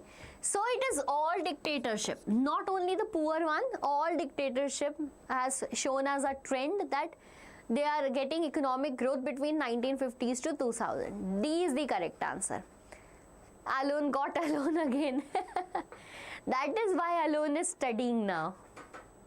Alone, what happened? You were asking someone not to leave you. Now what happened? You started studying? My God. Alone roasted here. Next question. A government must ensure that the majority group does not make all the decision and become a superior. Which one of the following question best aligns with the suggestion given above? Okay, question. The question has a question. Interesting. The question has a question. So, a government must ensure that the majority group shall not make all the decisions and become a superior social group. How can a government increase the political participation of its citizens? B. How can be done to ensure economic development of a country? C. What can the leader do to ensure that citizen diversity is respected? Or D. How can you make sure free and fair elections are conducted? Not making all the decisions. All the decisions are not made by majority group. This is the question. Tell me the question we can ask to answer this question. Oh my God, so much question.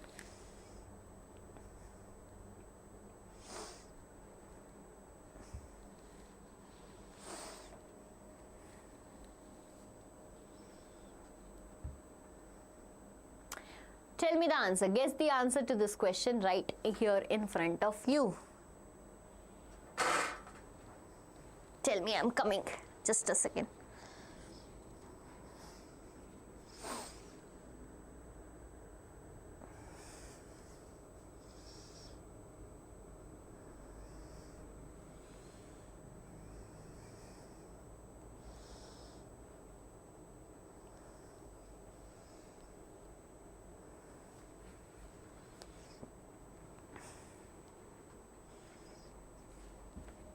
Ever Alone.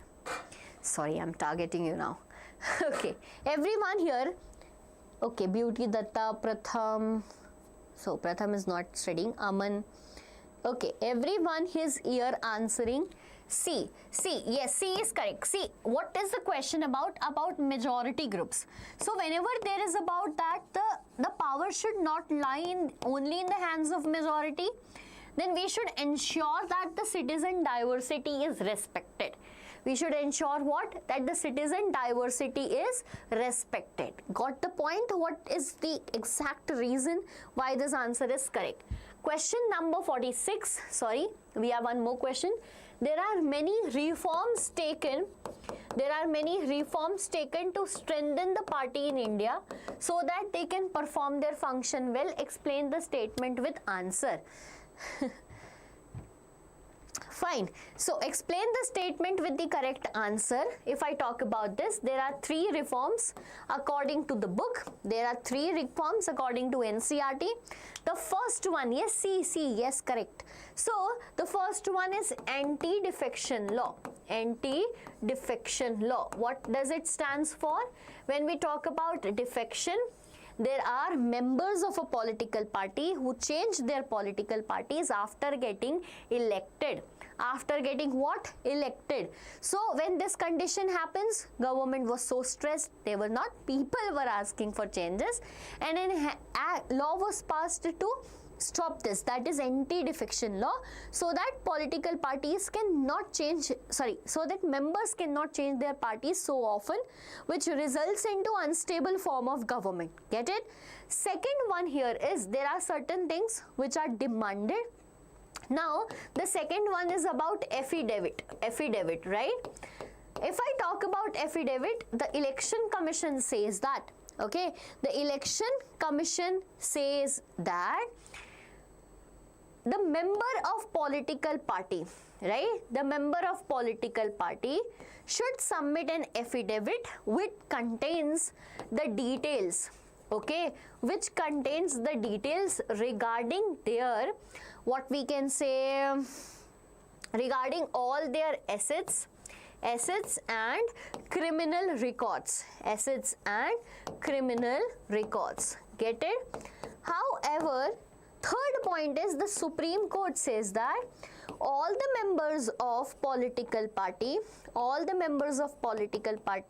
need to fill their what? Need to file their ITR, that is income tax return, so that we ensure, so that they ensure all the details, none of the details regarding their income is hidden. Get it? School homework. Mikasa, now also your school is giving you homework. This is time to study, not homework. Neglect them, yeah.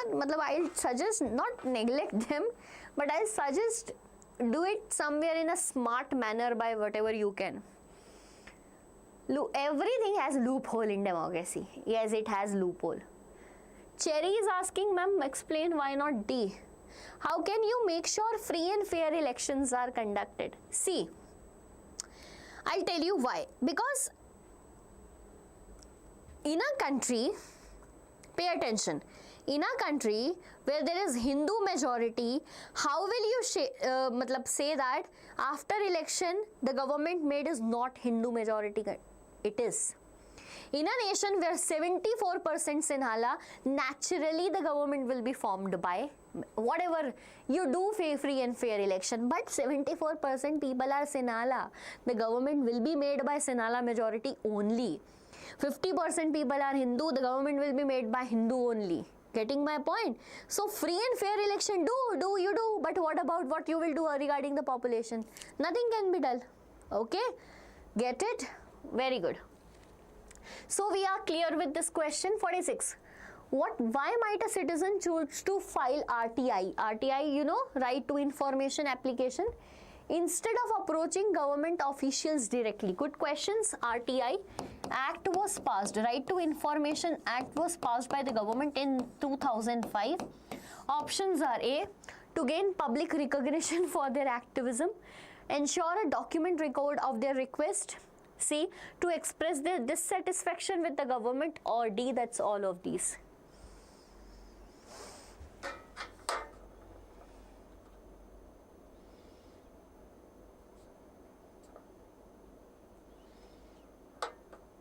What? Oh my God, sorry for this noise. You heard it right now. I'm being little clumsy. Ma'am, you are a good teacher, thank you. I thought I am not. Thank you so much. Okay, welcome Cherry. I hope you get it, na? Sahi baat hai. Sorry. I think B. Who think B? Get it? You all guys think B. Why might a citizen choose to file an RTI? RTI basically, outcomes of democracy. It is basically a transparent feature that we get all the information regarding approach of to gain public recognition for their activism, to ensure a document record, okay, to express their dissatisfaction. Nahi. So it no, it's B. It's B. It's B.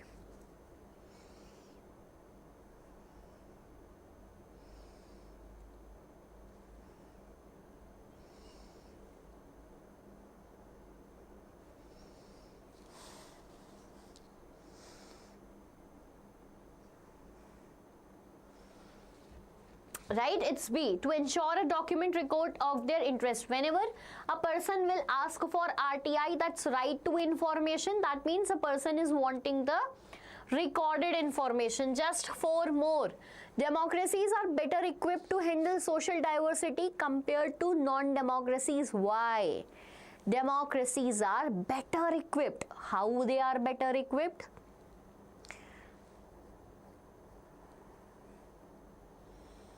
Right? How democracies are better equipped to handle social diversity compared to non-democracies, and why?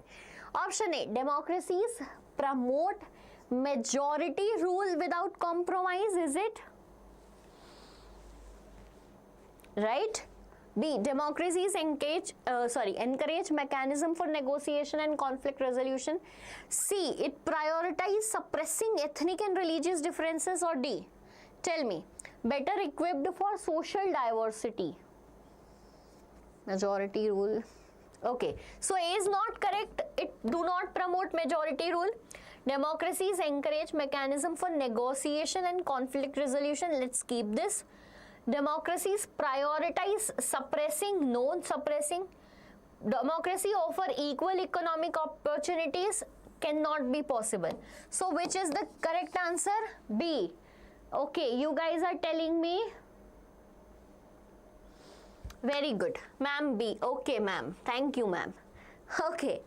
We have some questions in the last. We have some questions, that is, what is the difference between policies adopted by Belgium and Sri Lanka regarding power sharing arrangement? I'm not going to tell you. This you guys know that in case this type of question comes, you can write in differences. Okay? You can write in differences, drawing a line in between. Here you can tell about Belgian model, okay, and here you can write about Sri Lankan approach. Fine, Sri Lankan approach. I would suggest better to write this answer in type of differences, so that all, like if you write 5 differences, no one is going to take any one of the answers, any marks from you. 5 differences, 5 marks, clear and done. Okay, will you able to write it? Like if you talk about this, write about their ethnic diversity, write about the type of power sharing arrangement they done, like they have done accommodation, and what they have done majoritarianism. Also write about their geographical details, that the countries from which place and all that thing, right? Type of, also write about the result, like this became a peaceful country and here civil war existed. Okay, get it? Very good. Next question. 48. What is the primary purpose of mechanism like regular elections and open public debates in democracy? Primary purpose of this mechanism like regular elections and open public debates in democracy. Okay, option A, to guaranteed. Dipanshu. So this is Dipanshu, an English channel, right? We teach everything in English. So I know you are also English medium student. Learn then how to study in English.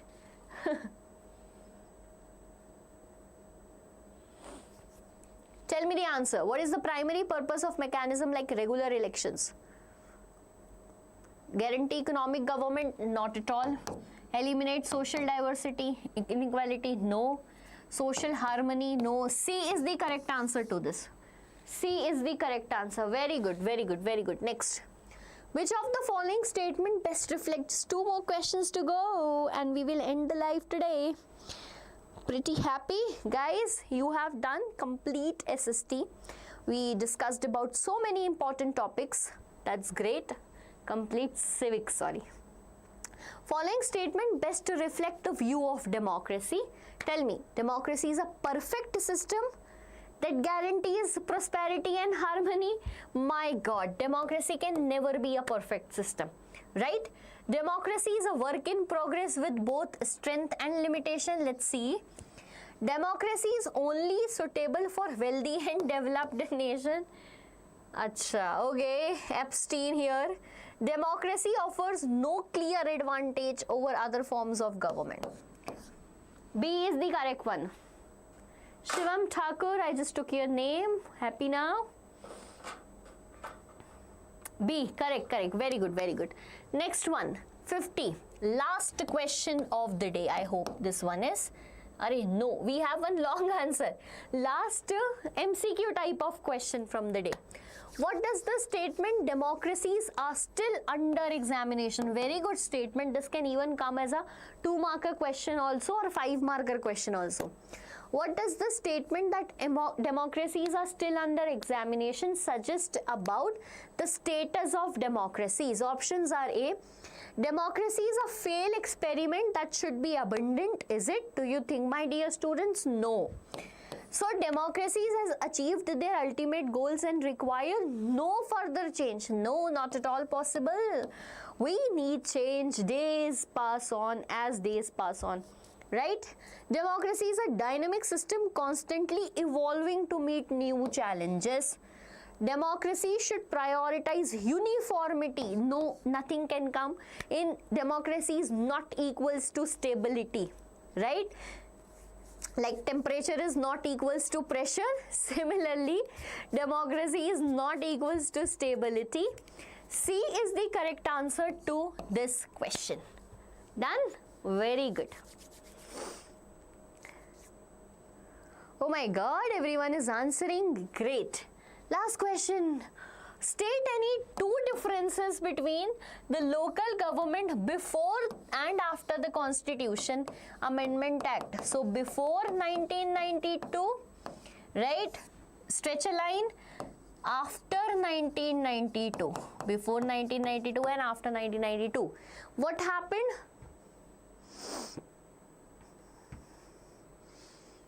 My God. Sona, you also get into a mood of making fun. 80 on 80. Great, great. Dipanshu Sharma, that's good. So, before 1992, what happened?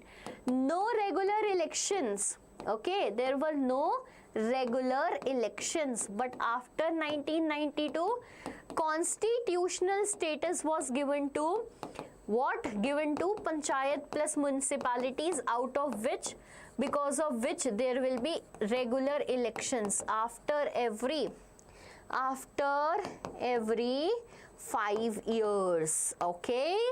Now here before this there was lack of funding, right? Lack of funding and resources provided. After this is provided to local self-governing bodies. Let me sing a song for all of you guys. Get it? Okay, done. Now we are done with all the thing what I came or with the questions I came. If you guys have any question, please ask me. For 2 minutes I am here. 2-3 minutes. Let's have a discussion. Let's have some motivation stuff and then leave. Okay? Then we will end the live chat. If you have any, I mean it when I say that, any doubt from civics, ask me right away, right now. This is the last chance, because after this you will be focusing on your maths, science, and we will see each other during that gap days of our SST exams. Okay, so tell me guys, any doubt? No, ma'am. Great to know that. Cherry, sing, ma'am. I don't know how to sing, my students. Like, I am very bad at singing. You're studying from 5. It's okay, it's okay. Sing songs, enjoy, dance, do whatever makes you energetic right before the exams, but don't waste your time. That is the most important thing. Do your hard work, don't eat junk foods right before the exam. Getting sick is not at all affordable. right? What is legitimate government? Nidhi, legitimate governments mean one's own government. Like teda hai and it's mine. Like it's not good but it's mine, right? So if we talk about legitimate government, government that is chosen by the people, people's own government, okay? Shairi, I don't know. Ma'am, doubt. Yes, Niharika, I just cleared it. If you have still more, you can ask us. Yes, Nidhi, legitimate government, I just told you. Hello, cap bhaiya. No shairi, I don't know. Yes, Anurag, tell me, what do you want to say? Center-state relation before and after 1990. Yes, Niharika, center-state relation before 1990 was different. Why? Because in India, there was a dominant political party, that was Indian National Congress, which was throughout the country. So, there were cordial relation before that, but what happened after 1990? There was a rise of regional political parties. People got to know about democracy, their rights, and they formed different political parties to raise their voices. And hence 1990 and later on, a new culture of coalition government emerged. Anti-defection, Nidhi, law that prevents members to change their party after election. That is, okay, no.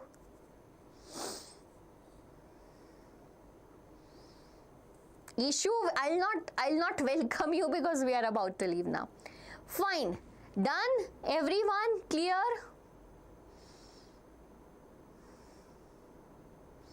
Wow, Jerry, wow, very good. Fine, okay, bye-bye students. We will meet in the motivational videos I'm making for you guys, and the videos which are necessary before your exams. We will meet there. We'll meet in live. Somehow I'll manage to make more lives available. Otherwise, we will meet right before the exam, that 5-day continuously, so that I can help you as much as possible. Okay, welcome to all the students thanking me out here. Study nicely, do smart work. Bye bye, good night.